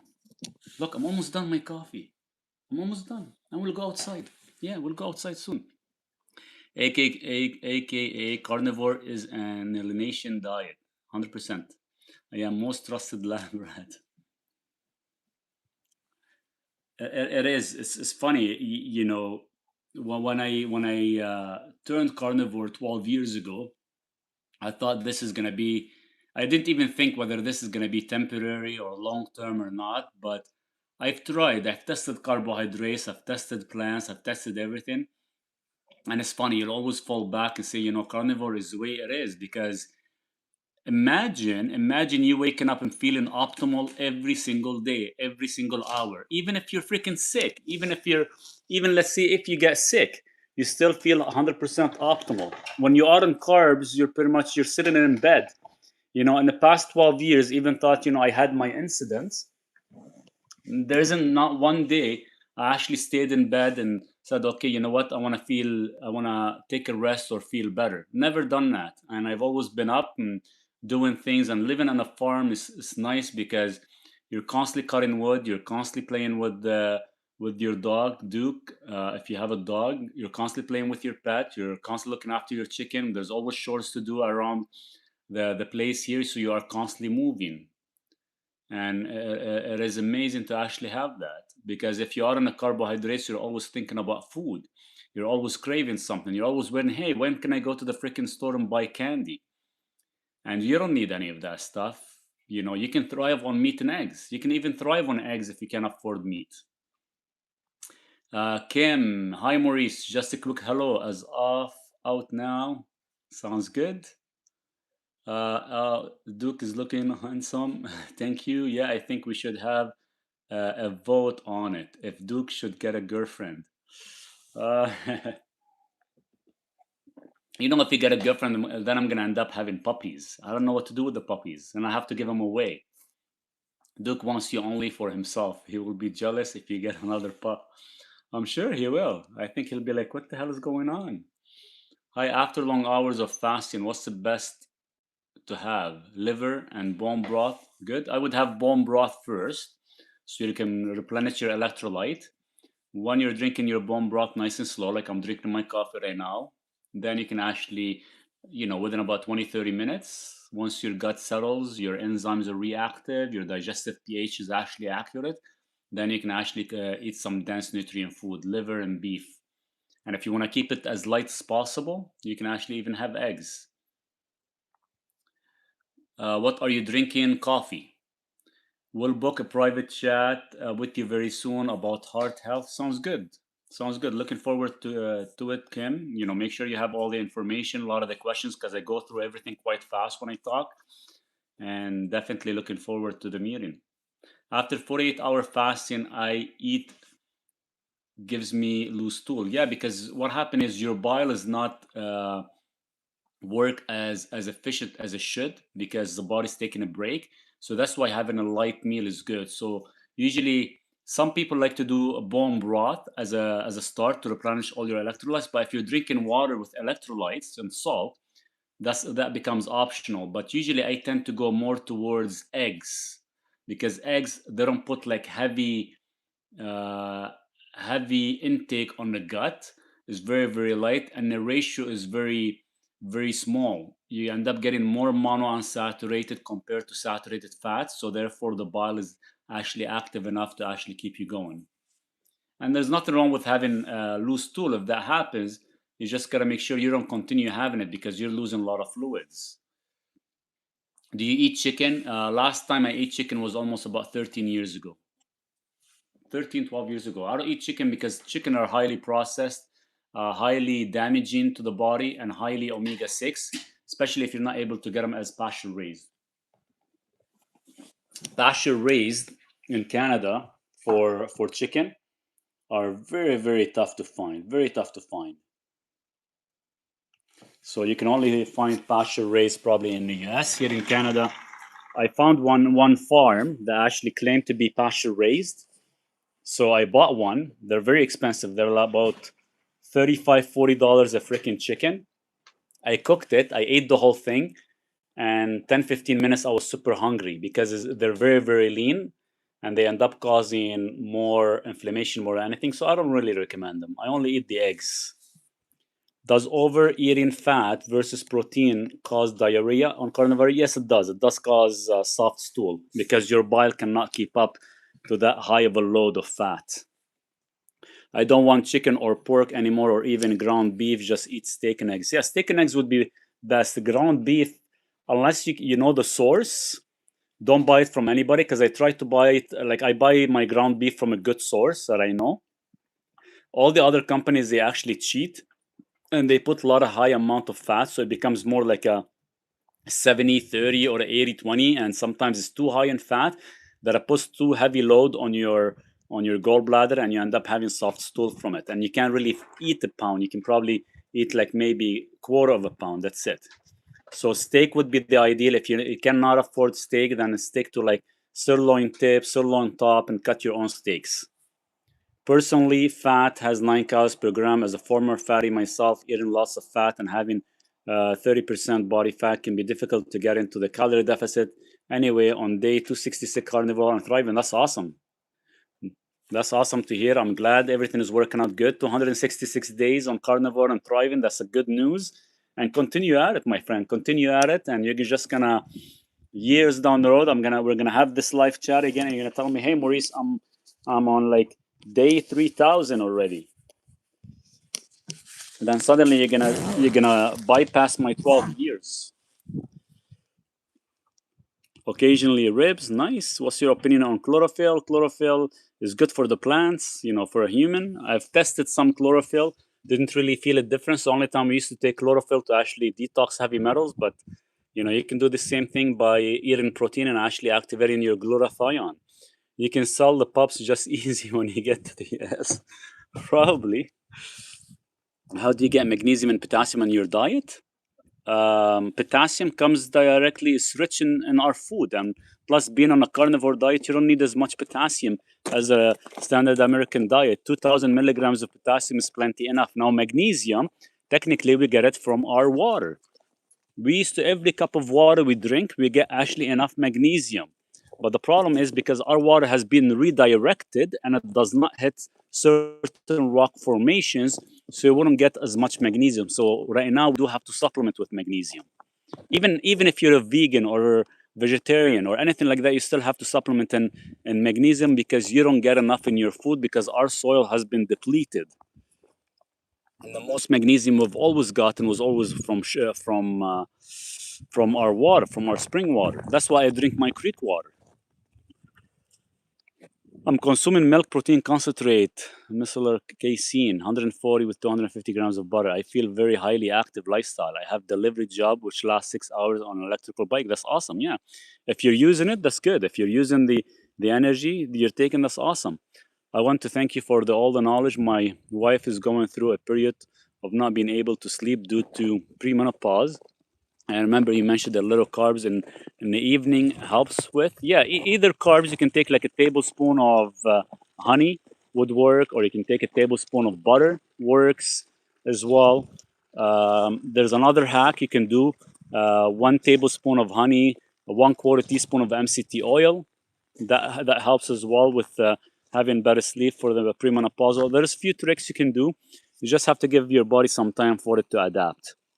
Or maybe your last meal of the day should be more highly eggs, because eggs has a good ratio of fat to protein and it does actually allow you to sleep better.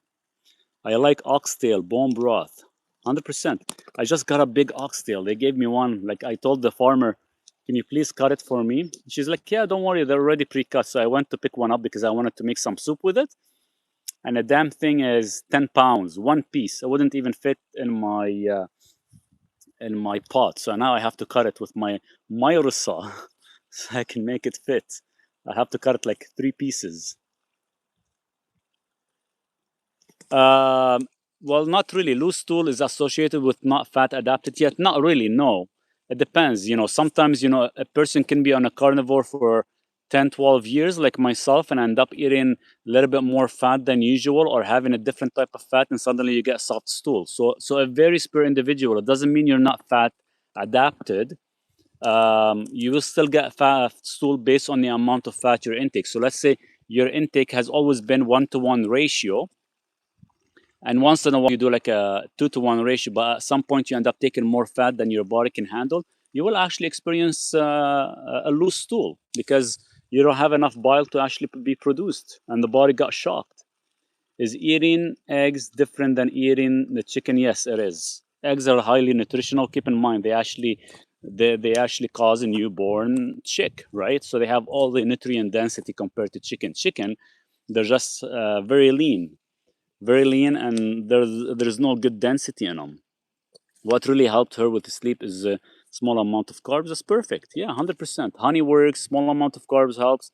If that's gonna help her, and actually, because we can't really control other things, then continue at it. It's not gonna harm the person.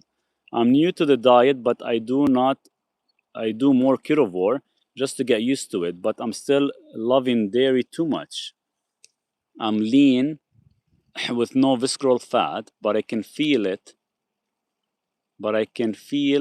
If I overeat dairy. I do not, so I need to control it. Yeah, dairy sometimes could cause constipation. Dairy sometimes will actually cause massive craving. Some people can actually handle casein milk, some people can't. Some people can actually handle histamine, some can't. So all these factors you have to put in perspective and kind of adjust as you go. I heard you mention that glycine can help skin condition. Is that correct? Glycine does, yes, 100%. That's what actually helps with production of collagen. Nobody talk about mineral casein, which has almost low carbs for carnivore. The casein does actually, it is a low carb, but still, it's not whether you can actually absorb it correctly or not. Why do I have a food sensitivity to egg white? Everybody does, not just you. Egg white has a specific type of protein that our bodies cannot handle or break down. So it is good that you actually cook them really well. You are the first YouTuber who clearly revealed how the carnivore diet exposes biology. Nobody has brought it up clearly. Thank you so much. You're welcome. I'm glad that all the data and all the information that I've been researching and I put it out there for you guys is making sense.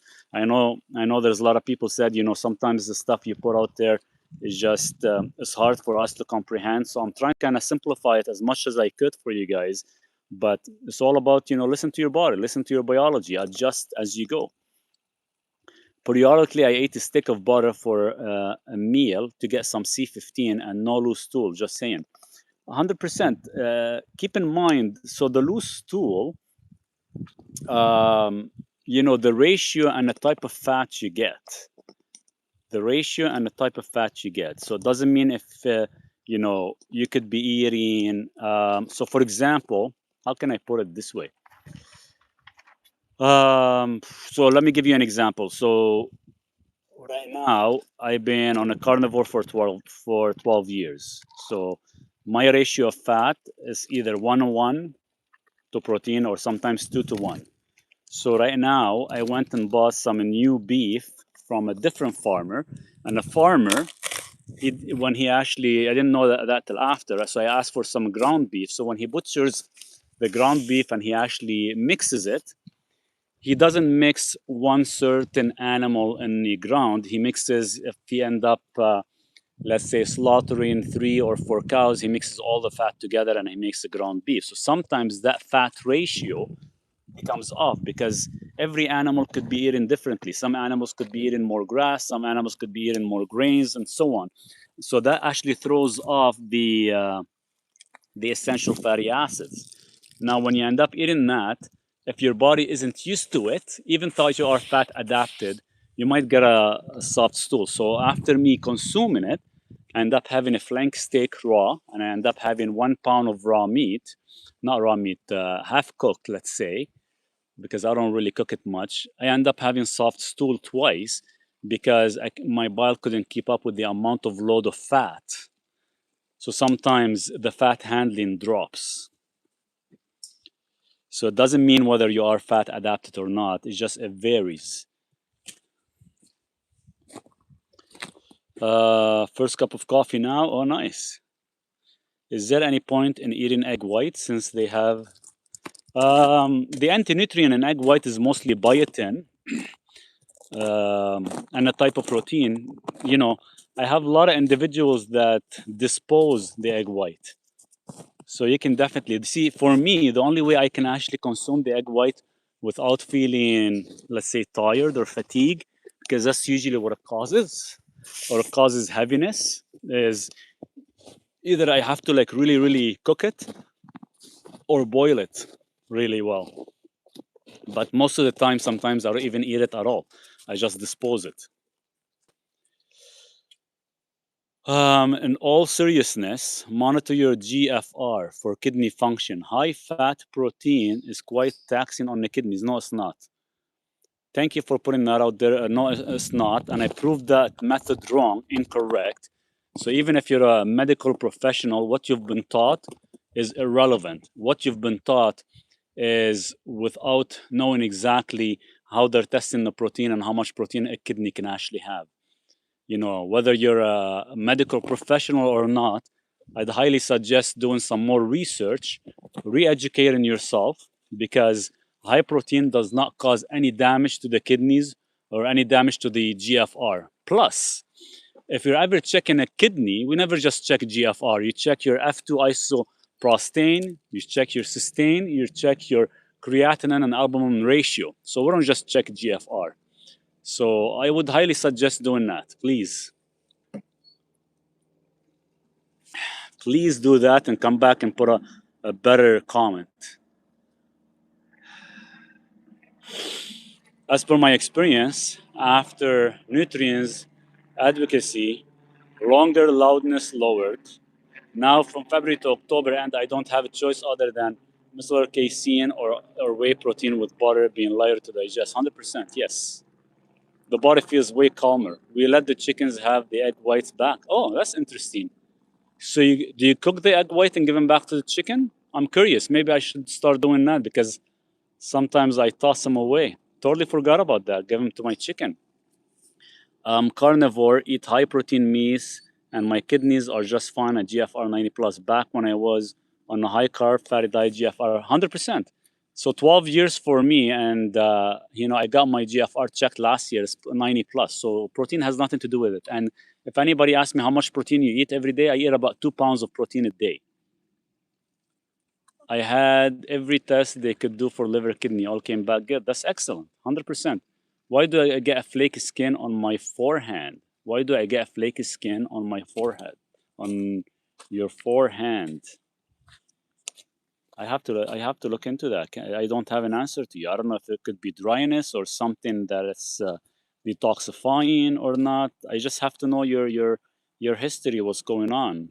I don't have any history at all. Oh, forehead. You said forehead or forehand?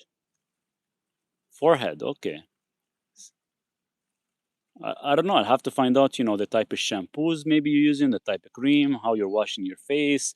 Is the water that you're actually cleaning with has certain chemicals? There's a lot of things we have to look into. I cannot just give you a random answer. That random answer could be dangerous because I don't know much of your history, right? So I cannot, unfortunately, give you an answer.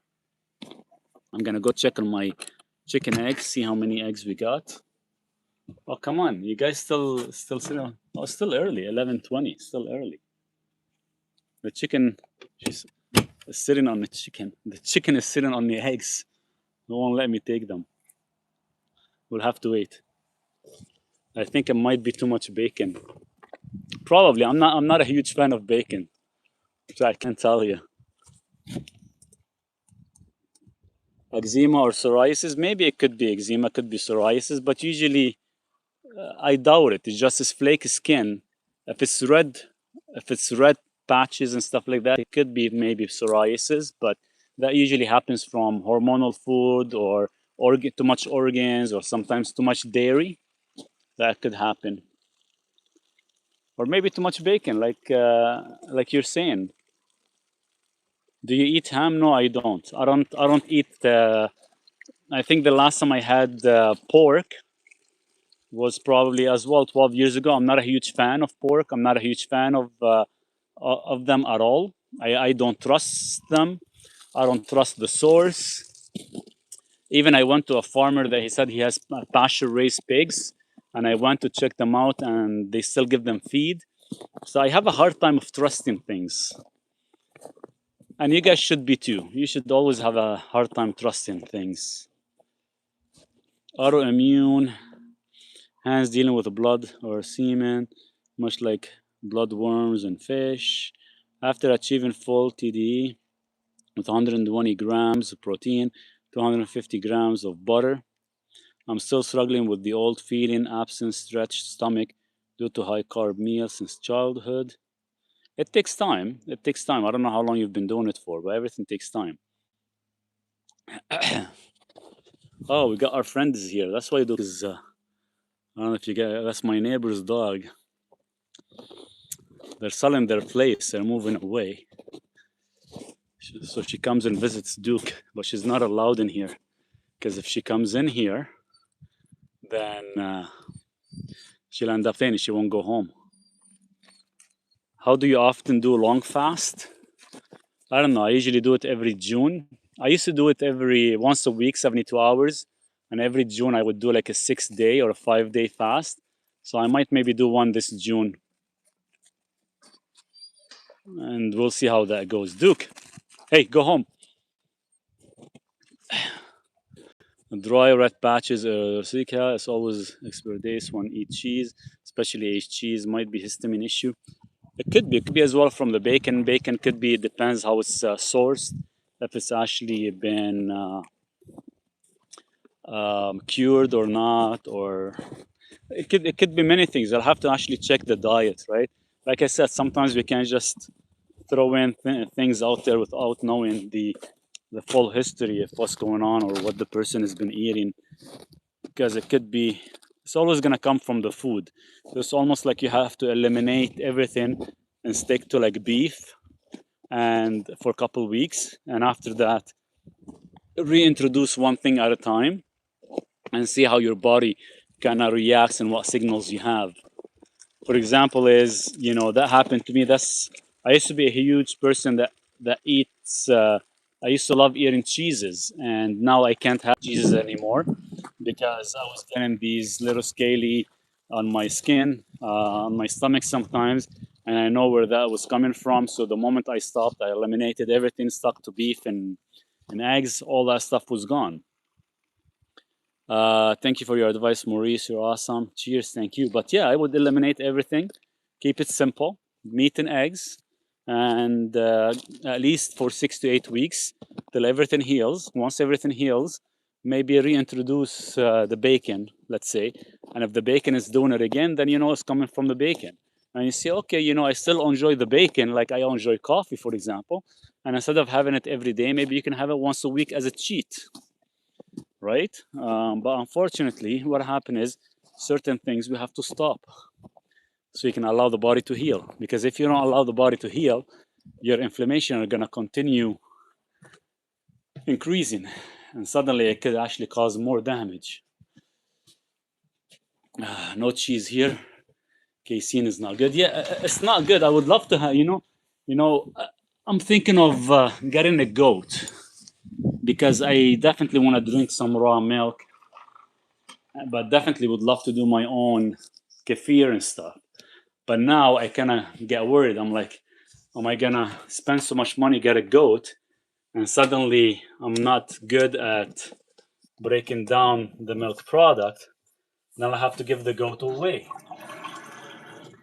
Now I know when I buy the milk from the store and make it, it's not good. I get the reaction. So I wonder if I get the reaction from raw goat or not, raw goat milk. So that's why I don't know if I should get one or just kind of forget it. So I don't know, it's tough. I don't know, whoever has a goat, like sometimes, for example, eggs. I gave up on eggs about 10 years ago because every time I would eat eggs, I would get sick. But now, since I have my own chicken, I don't even get sick. I actually feel good when I eat them.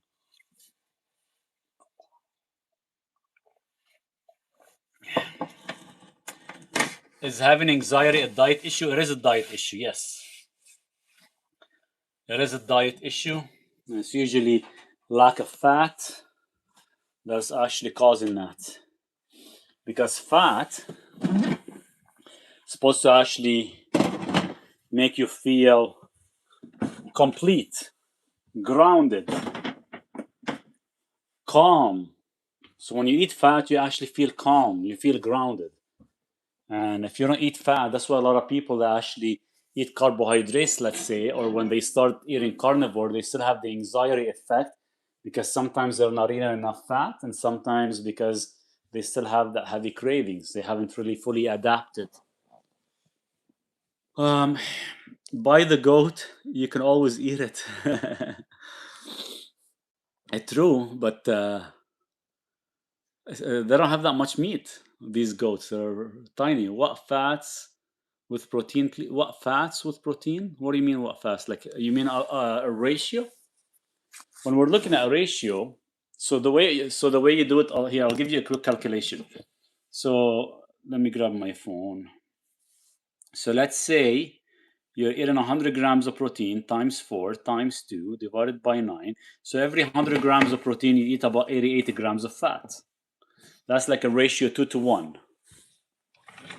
Does that make sense?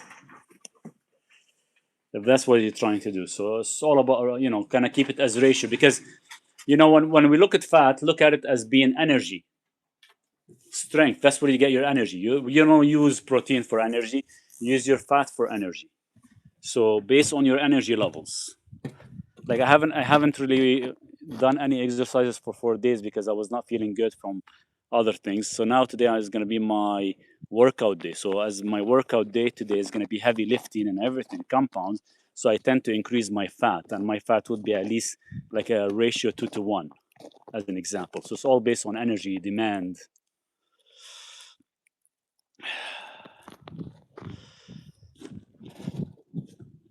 And we have to take, I don't know if I have to take, I bought some, I would like to actually have one today. Some raw.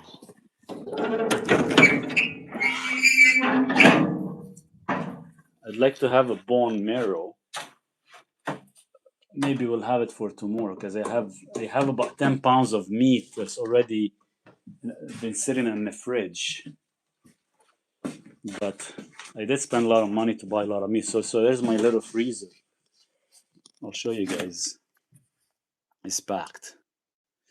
So all this stuff here where I have, this is all meat.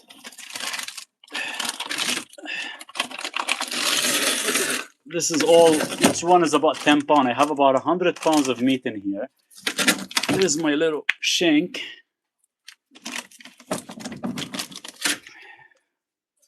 So you got lots. Here comes Luke. He thinks he's gonna get a bone. And here is my little beef tongues. And this box here we have a lot of bone marrow.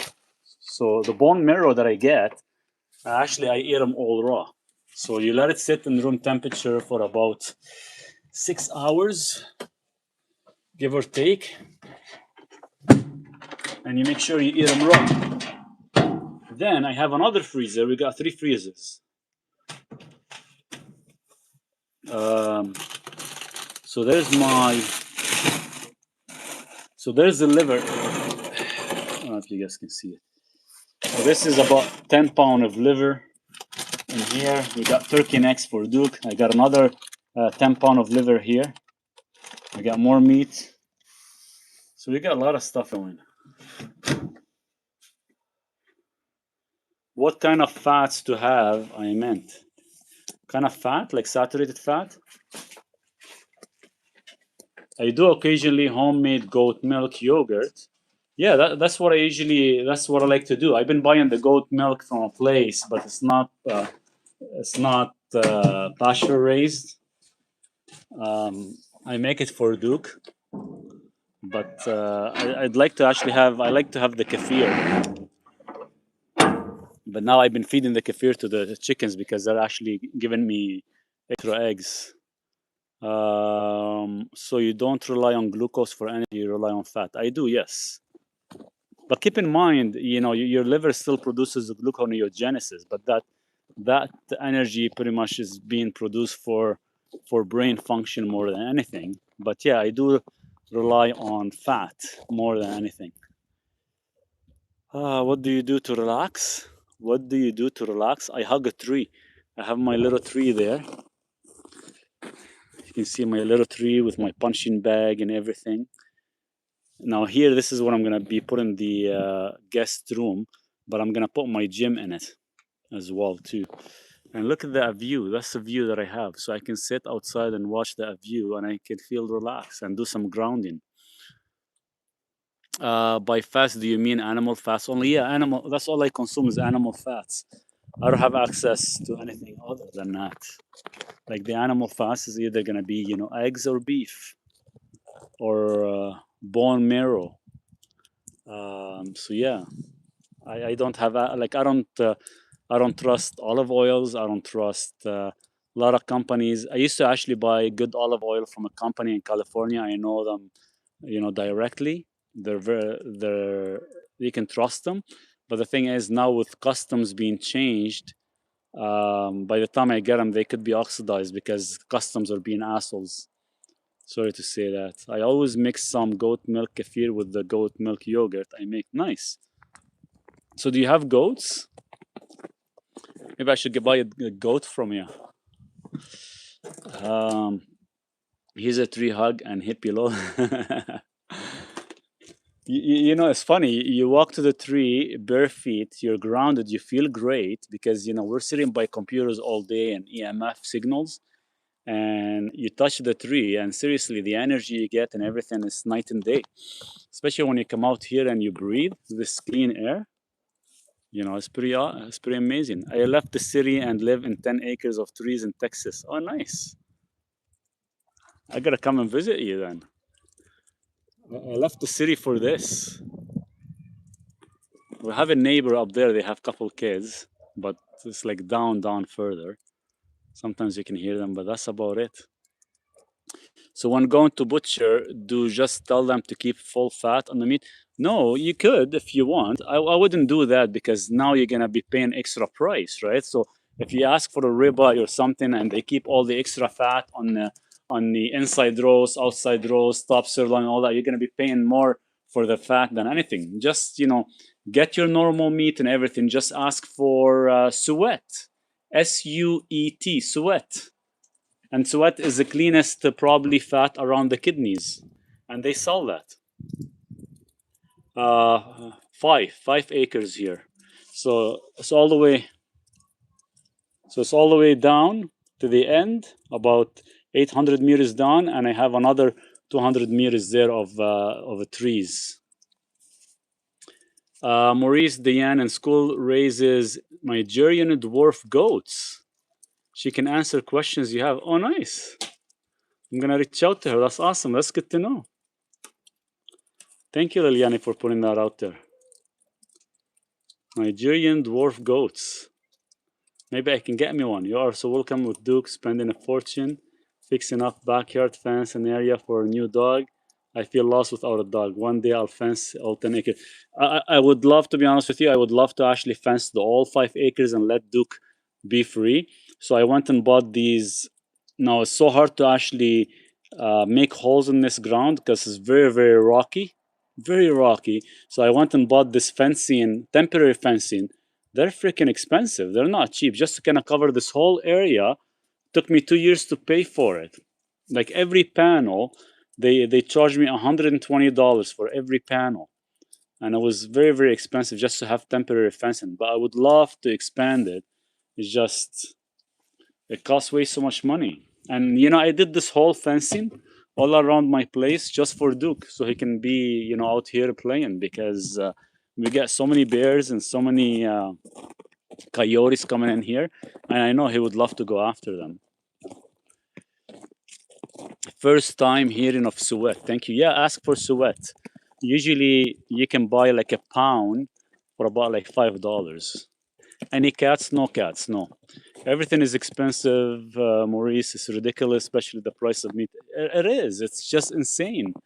At the end of the day, where are we going to survive off, right? If everything keeps going up. And that's why sometimes I hesitate, do I build that small extension or not? Do I extend, I would love to have people to come and visit and spend a week or two here and kind of enjoy it. But everything's so ridiculous. I was going to buy one of these pre-done units from China and actually bring it over here. The price of the shipping and the custom would actually cost twice as much as the unit buying. So it doesn't make sense. To fully fence whole area with proper strong fencing would be $25,000. Yeah, yes. Seriously, it becomes like a big payment. $25,000 is no joke. It's very expensive. Just to kind of put the fence all around, that temporary fence, like this is not even maybe 1 acre, and that fence in itself end up costing $11,000 here in Canada. That's how expensive it is. So if it's costing 25 in the US for 10 acres, here it'll probably cost almost 6 times as much. It's funny how in Canada our labor cost has gone up so much and our cost on material has gone up so much. It's ridiculous. It's ridiculous. It's like they're preventing us from doing anything or enjoying anything. It's insane. It's insane. So this year I thought, you know what, I'm just gonna dig hole. Every day I'll dig 1 or 2 holes and I'll actually start the fence. But after I check the cost of everything, I'm like, it's too bad because they'll never allow you to enjoy it. Seriously. Hey Duke, where's the ball? I'll play with you, my friend.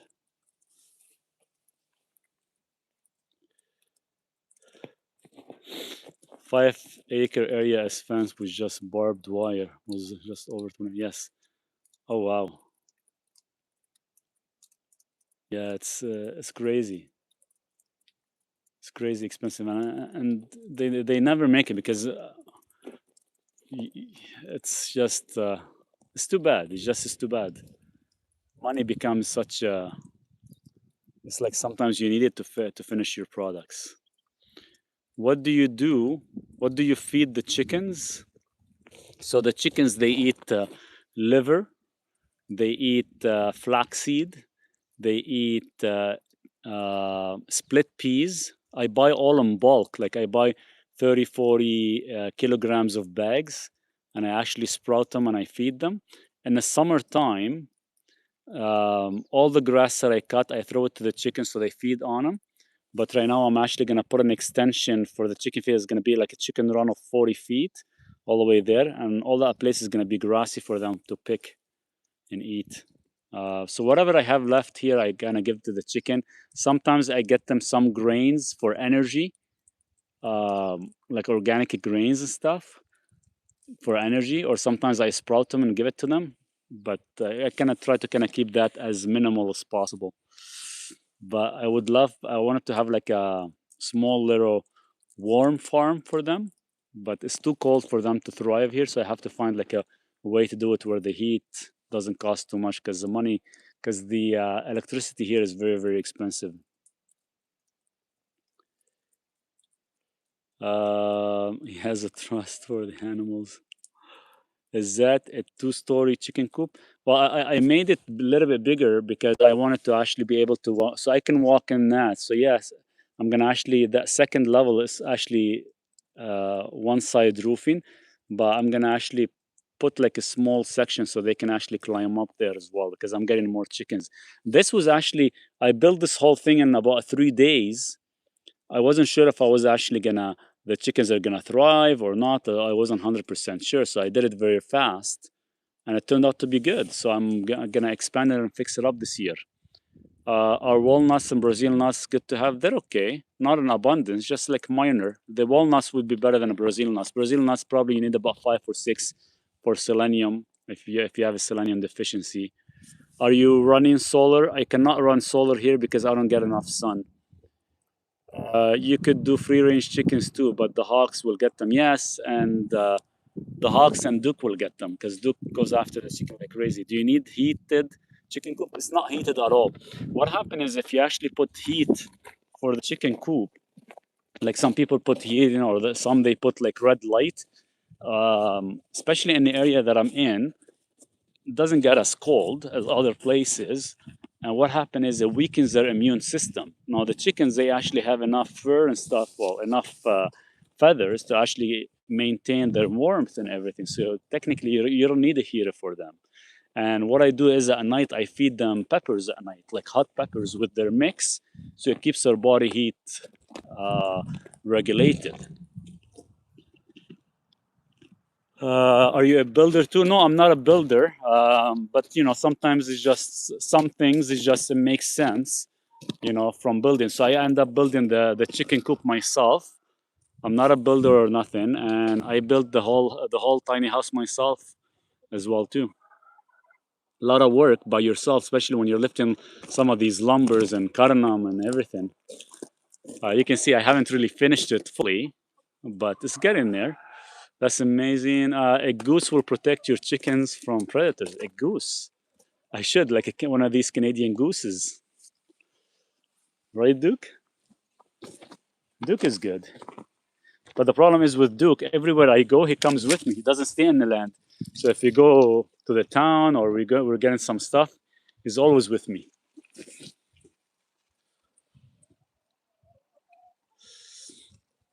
So sometimes when I go to the city for 5 days, I leave the chickens alone for about 5 days. I come back and there's like 30 eggs, 40 eggs. But they have enough food usually to last about 10 days every time. Hey, Duke. Still cold today. The ground is frozen.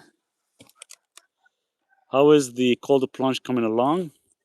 So we started digging there, and I removed all the pots from here. So most likely I might maybe put it here, or I might actually put it in this section here.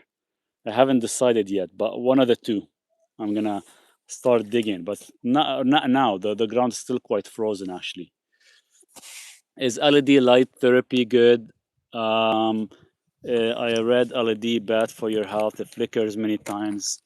No, it's not the best. I would stay away from a lot of this stuff because yes, it does flicker.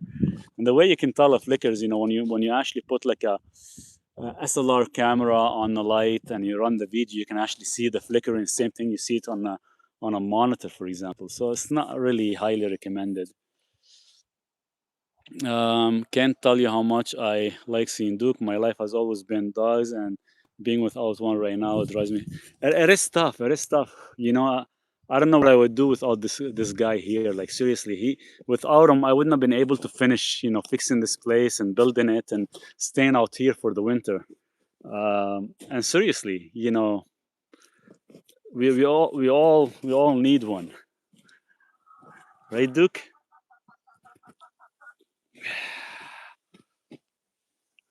Ready? Why not just use a big tub or cold plunge? I am gonna, well, when I dig in the ground, I'm gonna get one of that plastic layering that they put on ponds, so I can have the water is gonna be fresh running water through it. The spring water comes from the creek is ice cold. It's like seriously, it's ice cold. You put your hand, probably not even a minute, your hands will actually get numb. That's how cold it is. So that's why I wanted to do it here. And usually the water by itself will freeze. Even in the summertime, you can't even swim in this water because it is glacier water. It's freezing cold. And I like it because usually in the summertime, I come out here and just stick my whole head in the water. It's just very refreshing. Where did you learn building from? YouTube? Not really, no, because building, what I did is I bought a small, what do you call it? Like the way I built my tiny house, I end up getting one of my friend, his architecture. I told him to draw me a unit, and after he drew the unit, I told him to actually give me like section by section. So what I did for every section, I would actually measure and do everything by hand, just so I can know how much wood I need, how much lumber, how much 2x4, how much 2x6 is, all that stuff, and just ask a lot of questions. Every time I go to like Home Hardware, I would tell them, hey, I'm building a deck. This is what I'm using. What do you guys think? They would say yes or no. Because to be honest with you, yes, I should have probably checked on YouTube what other people are doing and stuff. And probably I would have built the place way nicer. I just didn't have time to sit and watch videos. And I just did it all myself by asking questions. And that's how I did it. So the whole unit here, I almost had lumber drop on me, almost killed me a couple times. Seriously, it was very, very heavy. It took me about 45 days to build the whole unit. Then it took me another 20 days to finish the inside. My best friend that looked like Duke and my stepson died. I spent a year more mopping and got heart issues fighting back. Life is still has much to give. I'm only 66. You're still young, man. The age is just a number, and really, really sorry to hear that. Sometimes it's tough. Seriously, it's not easy. It's not easy, but there's a reason we're still here. We have to keep fighting, and we have to live the life, right? They make us go forward and proceed in life. You know, sometimes, every morning I wake up, I'm like, I'm thankful for being awake, because sometimes you don't know if you're doing the right things, you're doing the proper procedures, you're taking the right supplements, you're eating the right food, and you just, as long as you wake up every morning, you should always be thankful.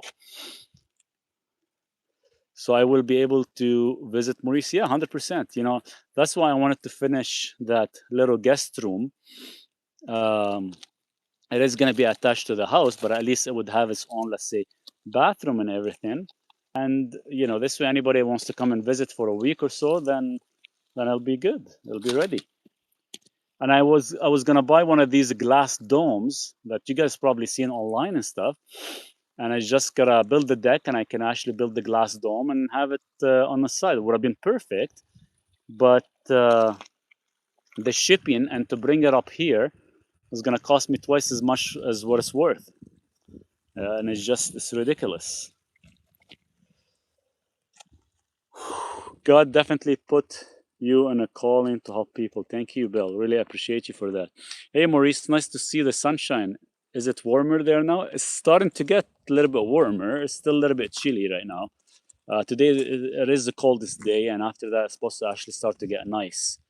We're gonna have about 4 days of snow, 3 days of rain this week, and it's supposed to actually get nicer. So we'll see how it goes. Will you make me food? The only food that I'll be making is meat and eggs. So that's all it is. So you'll have like 2 meals. In every meal you'll have some ground beef and eggs. That's all I eat. Unless you wanted to come here as a, let's say, Airbnb style, where you wanna, then that would be different. Then I'll have to actually go and get you some steaks and get you some other things. So this way it actually make it worth it.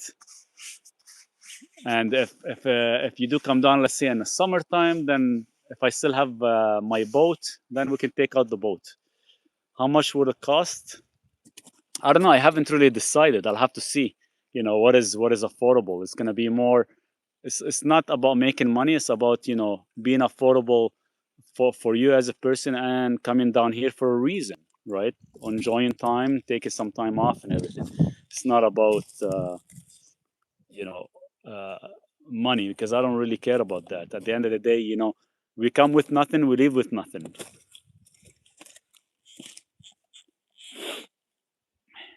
Or you can bring your own steak and cook it. 100%, 100%. Hey, Duke, why are you chewing on the ball? Life is about the journey. This community is an example of how to go forward. Looking up, After looking up from hospital bed, just waking daily is a blessing. Every market improving. Time for a new dog. 100%. 100%. You know, when I had my incident, seriously, at the end of the day, I didn't really want anything else than to actually have a dog. And you know, I went back and started working and everything. And I said, you know, once I settle everything, the first thing I'm gonna do is get a dog, and that's what I did. And Duke now is 4 years old. Sometimes he stresses me because sometimes, you know, you get used to him so much that you worry about certain things that he does, that, you know, you shouldn't be doing it because it could hurt you, because you care for them so much. I'm trying to do carnivore in India. Can't have beef, having 250 300 grams of goat curry and 3 eggs 2 times a day, having taurine post 15 minutes also after the meals. But many times I'm facing loose stool. The loose stool that you're having is just lack of bile. Your body's not used to it yet, and you're not fully adapted onto it. Do you eat your mince raw or slightly cooked? It depends on the source I get it from. If I trust the source, I would eat it raw. If I don't trust the source, I will have to cook it. Duke, what are you chewing? Don't be eating that. Don't be eating that. You just ripped the ball. You wanna play? Let's dig. Come. Don't swallow that. Hey, dig here. Dig.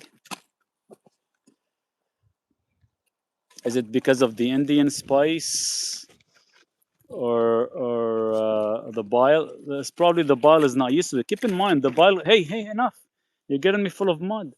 The bile. The problem is with the bile. You know, the problem is we rush it too fast. Dig here, Duke.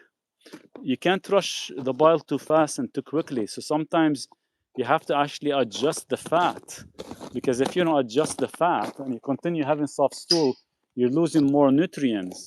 And so let's say your body can handle 50 grams of fat, and let's say 1 week you went from 50 to 75, suddenly you end up having soft stool.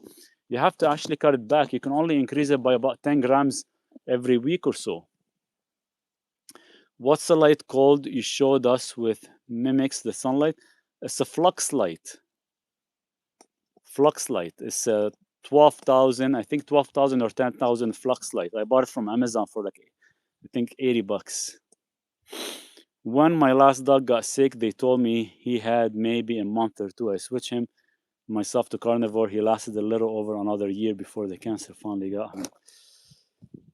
Yeah, you know, it's tough. It's tough with dogs because the problem is with the pets. You know, the unfortunate thing is we've all been taught to, you know, to feed them kibbles or feed them certain foods and stuff, and yet, you know, that food even gets them even puts them in a bad health. And that's why, you know, when I made a promise when I wanted to get Duke, I'm like, you know, once I get him, the breeder would only feed them kibbles. Like when I got him at 6 weeks old, he's just been raised on kibbles. So me switching him to like raw meat was very, very tough. Then I actually had to cook everything for him in the first beginning, but it took me almost like about close to about 8 months to slowly kind of convert him over. It was very, very tough. Very, very tough to actually give him. And I couldn't feed him much, like even till now. If I give him a little bit more fat than usual, he end up having soft stools. So he actually has to gradually build it up, or I have to feed him a little bit more lean than anything.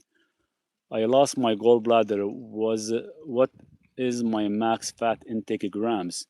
It's all based on your poop style, whether it's fluorine or sinking, whether you need ox bile or not.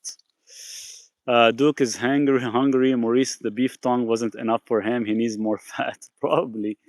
No, he's good. He's just he had roughly about a full pound of of the tongue.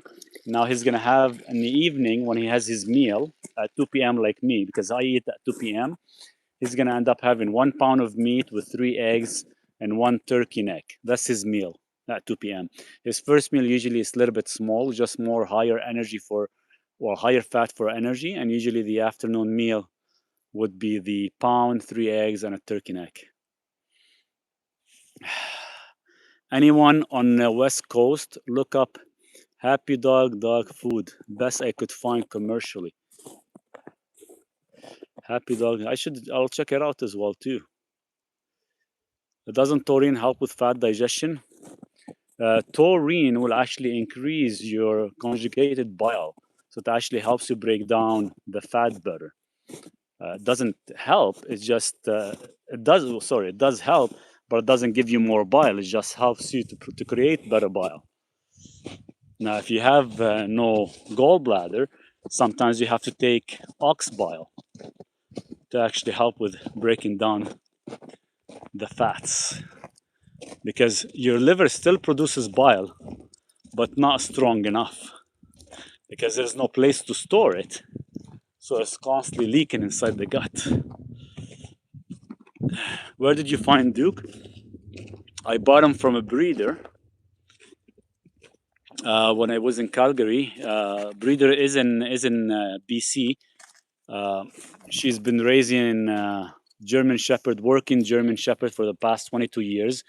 His parents and the whole line, they actually hold about 19 certificates from search and rescue, swimmers, and canines. Now, the breeder passed away last year. She passed away last year. So there's nobody close to me that breeds these type of dogs anymore. So the only closest one is up in Ontario, up east. So if I need to get another working German Shepherd, I'll have to actually get him from Ontario. So I have to plug my phone. It's almost dead. But I'm not gonna probably get another one. I was offered to get half a German Shepherd and half wolf dog. I was offered as a female, but I don't know if I'm ready to take on another dog. I think it'll be a lot of work, and I don't think I can afford having another dog if I have to feed them, you know, raw food as well. So it'll be tough. I seem to do really good with fast, even with no gallbladder. That's perfect. Good afternoon, Maurice from beautiful Arizona. Carnivore Police. Hey, good to see you. We just came in here right now because my phone is almost dead, and usually my call, I gotta end the call soon, but I thought I'd charge it first Me too, Vince, and I eat high fat. Let's look outside. I'd love to go back outside, but my phone is down to like 5%. And um,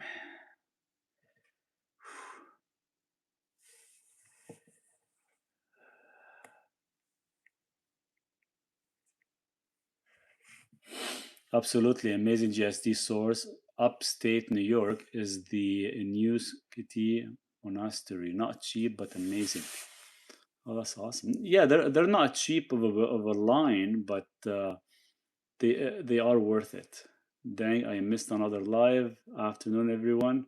Travis, you're like almost 2.5 hours late. This is the longest I stay because I'm waiting for the weather to actually warm up a bit so I can go cut some more lumber for the wood stove. And I'll go outside here again. I'll show you guys outside for some of you guys that missed it. Do you ever get the Starlink internet? You said I did get it. Right now we're actually running on the Starlink internet. I just have it temporary on my deck installed, but once the snow melts, I'm gonna actually climb up to the roof and install it on top.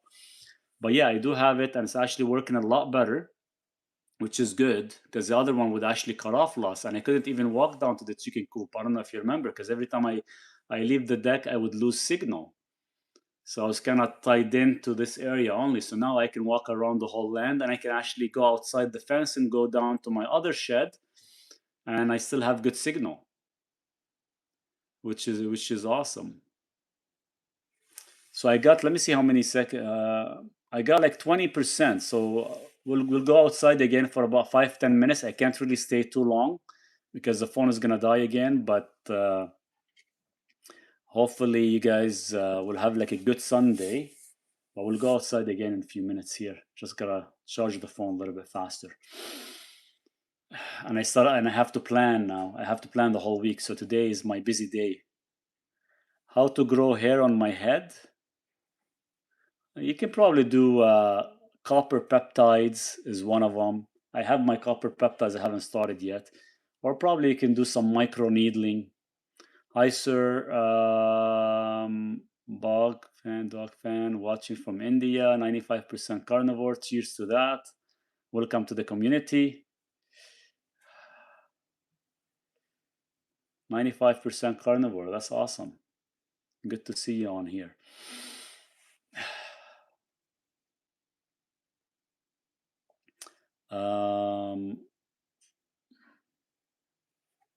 Midnight Vince, where are you at, Midnight Vince? Are you in Canada or USA?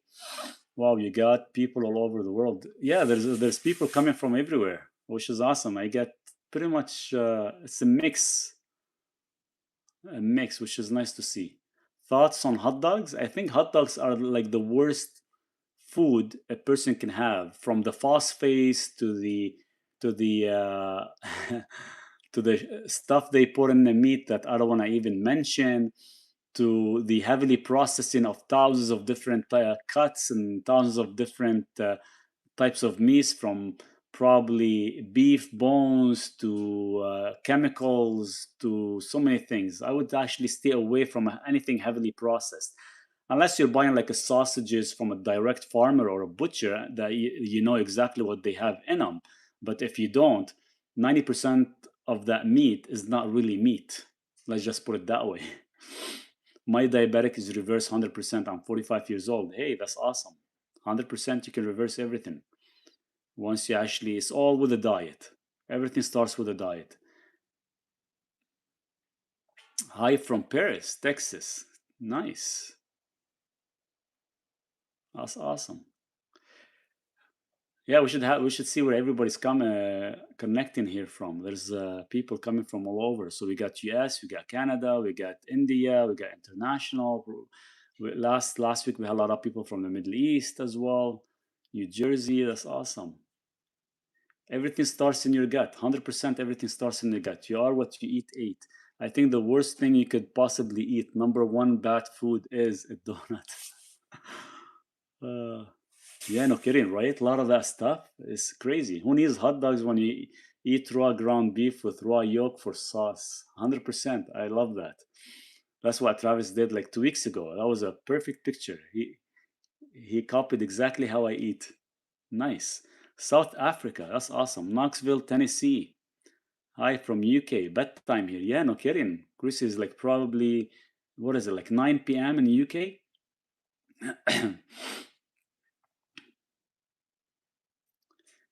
Hey Travis, the next thing on the list, you should actually try beef tongue raw if you could. I just got one out this morning, had to clean it up, and I cut it into like small chunks of steaks. But the damn thing is like it's like Kobe beef. Like seriously, it's like high fat, very high fat. So you can't eat too much of it, but it's super high in fat. It's almost like I would say 80% fat, maybe like 20%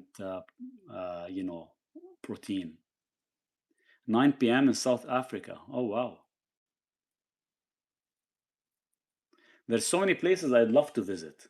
I used to love traveling, but I stopped traveling once I got Duke because I wanted to spend as much time as I could, and I just wanted to kind of settle down in a small little land because that's the only way I can function. I live in the south in Arkansas, the only state with a diamond crater mine in the world that's open to the public, and you get to keep what you find. Really? Nice. You should send me a couple if you find any. That would be awesome. I gotta visit there and check it out. I will have to look into a local butcher, see what we have going on here in Idaho. Check it out. Yeah, check if you can get like the whole beef tongue. If you can get it, then you get a. See, there's two ways of doing it. You can actually cook it on the pressure cook. That would be the best way because once you cook it on the pressure cook, you can actually remove the skin easily. But today I did it more of a Japanese style that I learned from one Japanese student. Actually, well, he's one of my patients. He told me to actually try it that way. So I removed the skin while it's still raw. I removed the skin and everything, cut it into like small steak chunks, about like half an inch thick, and it's about this big, and slap it on fan frying for about a minute and a half on each side. The inside is still nice and raw, but it's super delicious. But the thing is, you can't have no more than about one or two. You feel full. It's crazy. Maurice, are croissant bad? That's the only thing I have processed with tea. Croissant, heavy butter, heavy flour, heavy sugar. Wow, that's like a pure glycation effect. I don't know if you want to have that every day. Maybe once in a while could be like a cheat. There's a lot of local butchers at a farmer's market or flea markets. Yes. You just gotta get to know them, and it's all about trusting. Raw beef tongue, Maurice.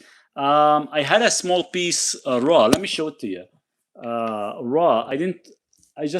I'm not a huge fan of eating the beef tongue raw. I tried it, didn't really enjoy it much. But let me show you like the how it is. Every local grass-fed source I can find here in cow country in Texas is very expensive. They are very expensive. So I'm gonna show you what the tongue. Let me show you here. Let me switch the camera.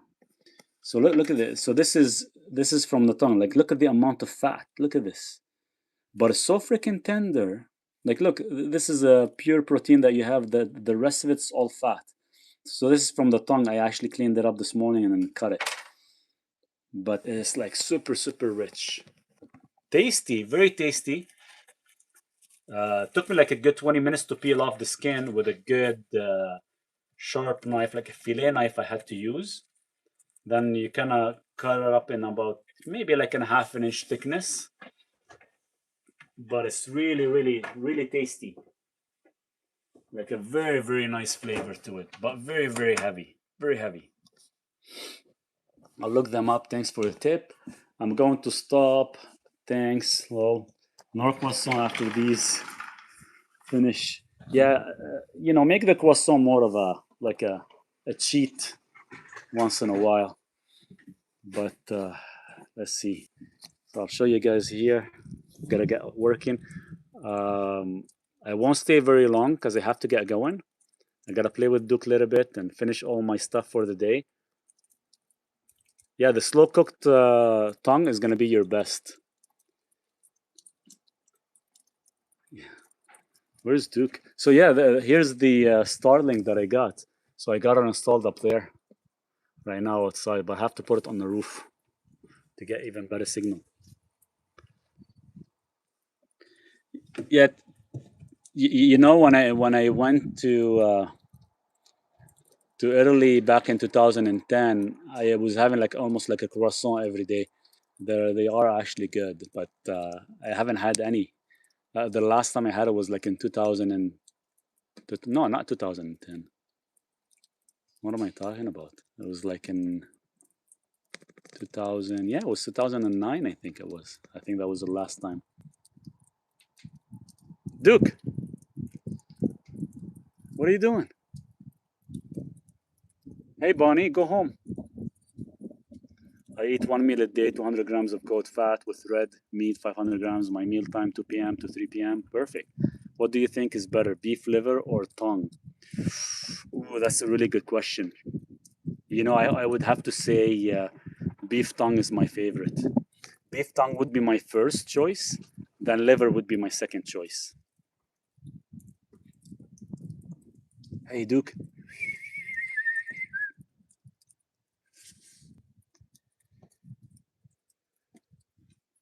Is raw beef better for you than cooked beef? No, they're both good. The only thing is you will retain a lot more of the nutrients more than anything, like especially the water soluble vitamins and minerals. Uh, Vitamins and minerals. Other than that, fatty acids ratio is still good. You're not gonna oxidize any of the fats, which is nice to have as well. That's the only reason I like it raw.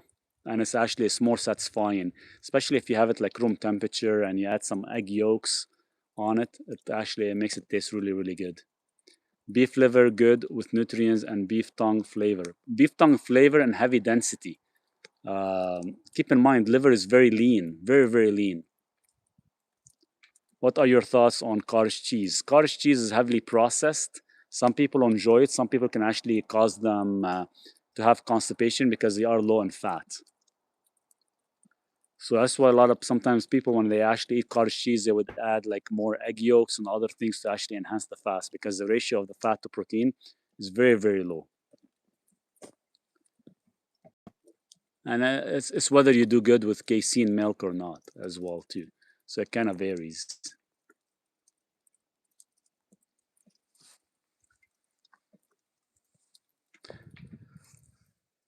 Okay, guys, I do have to get going because I have a lot of work. I know we've been here um, coming up to like 2.5 hours. I hope you guys have a really good Sunday. Um, and we'll see you guys again next Sunday. But in the meantime, for all the students, I'll be seeing you guys on Tuesday morning for the class. What, Duke? And Duke wishes you guys a happy day, as always. You ready, Duke? We're gonna go play soon. Wanna say bye to everybody? Hey, say bye. What, you're yawning? Okay. Okay, see you guys. Happy Sunday, and we'll touch base.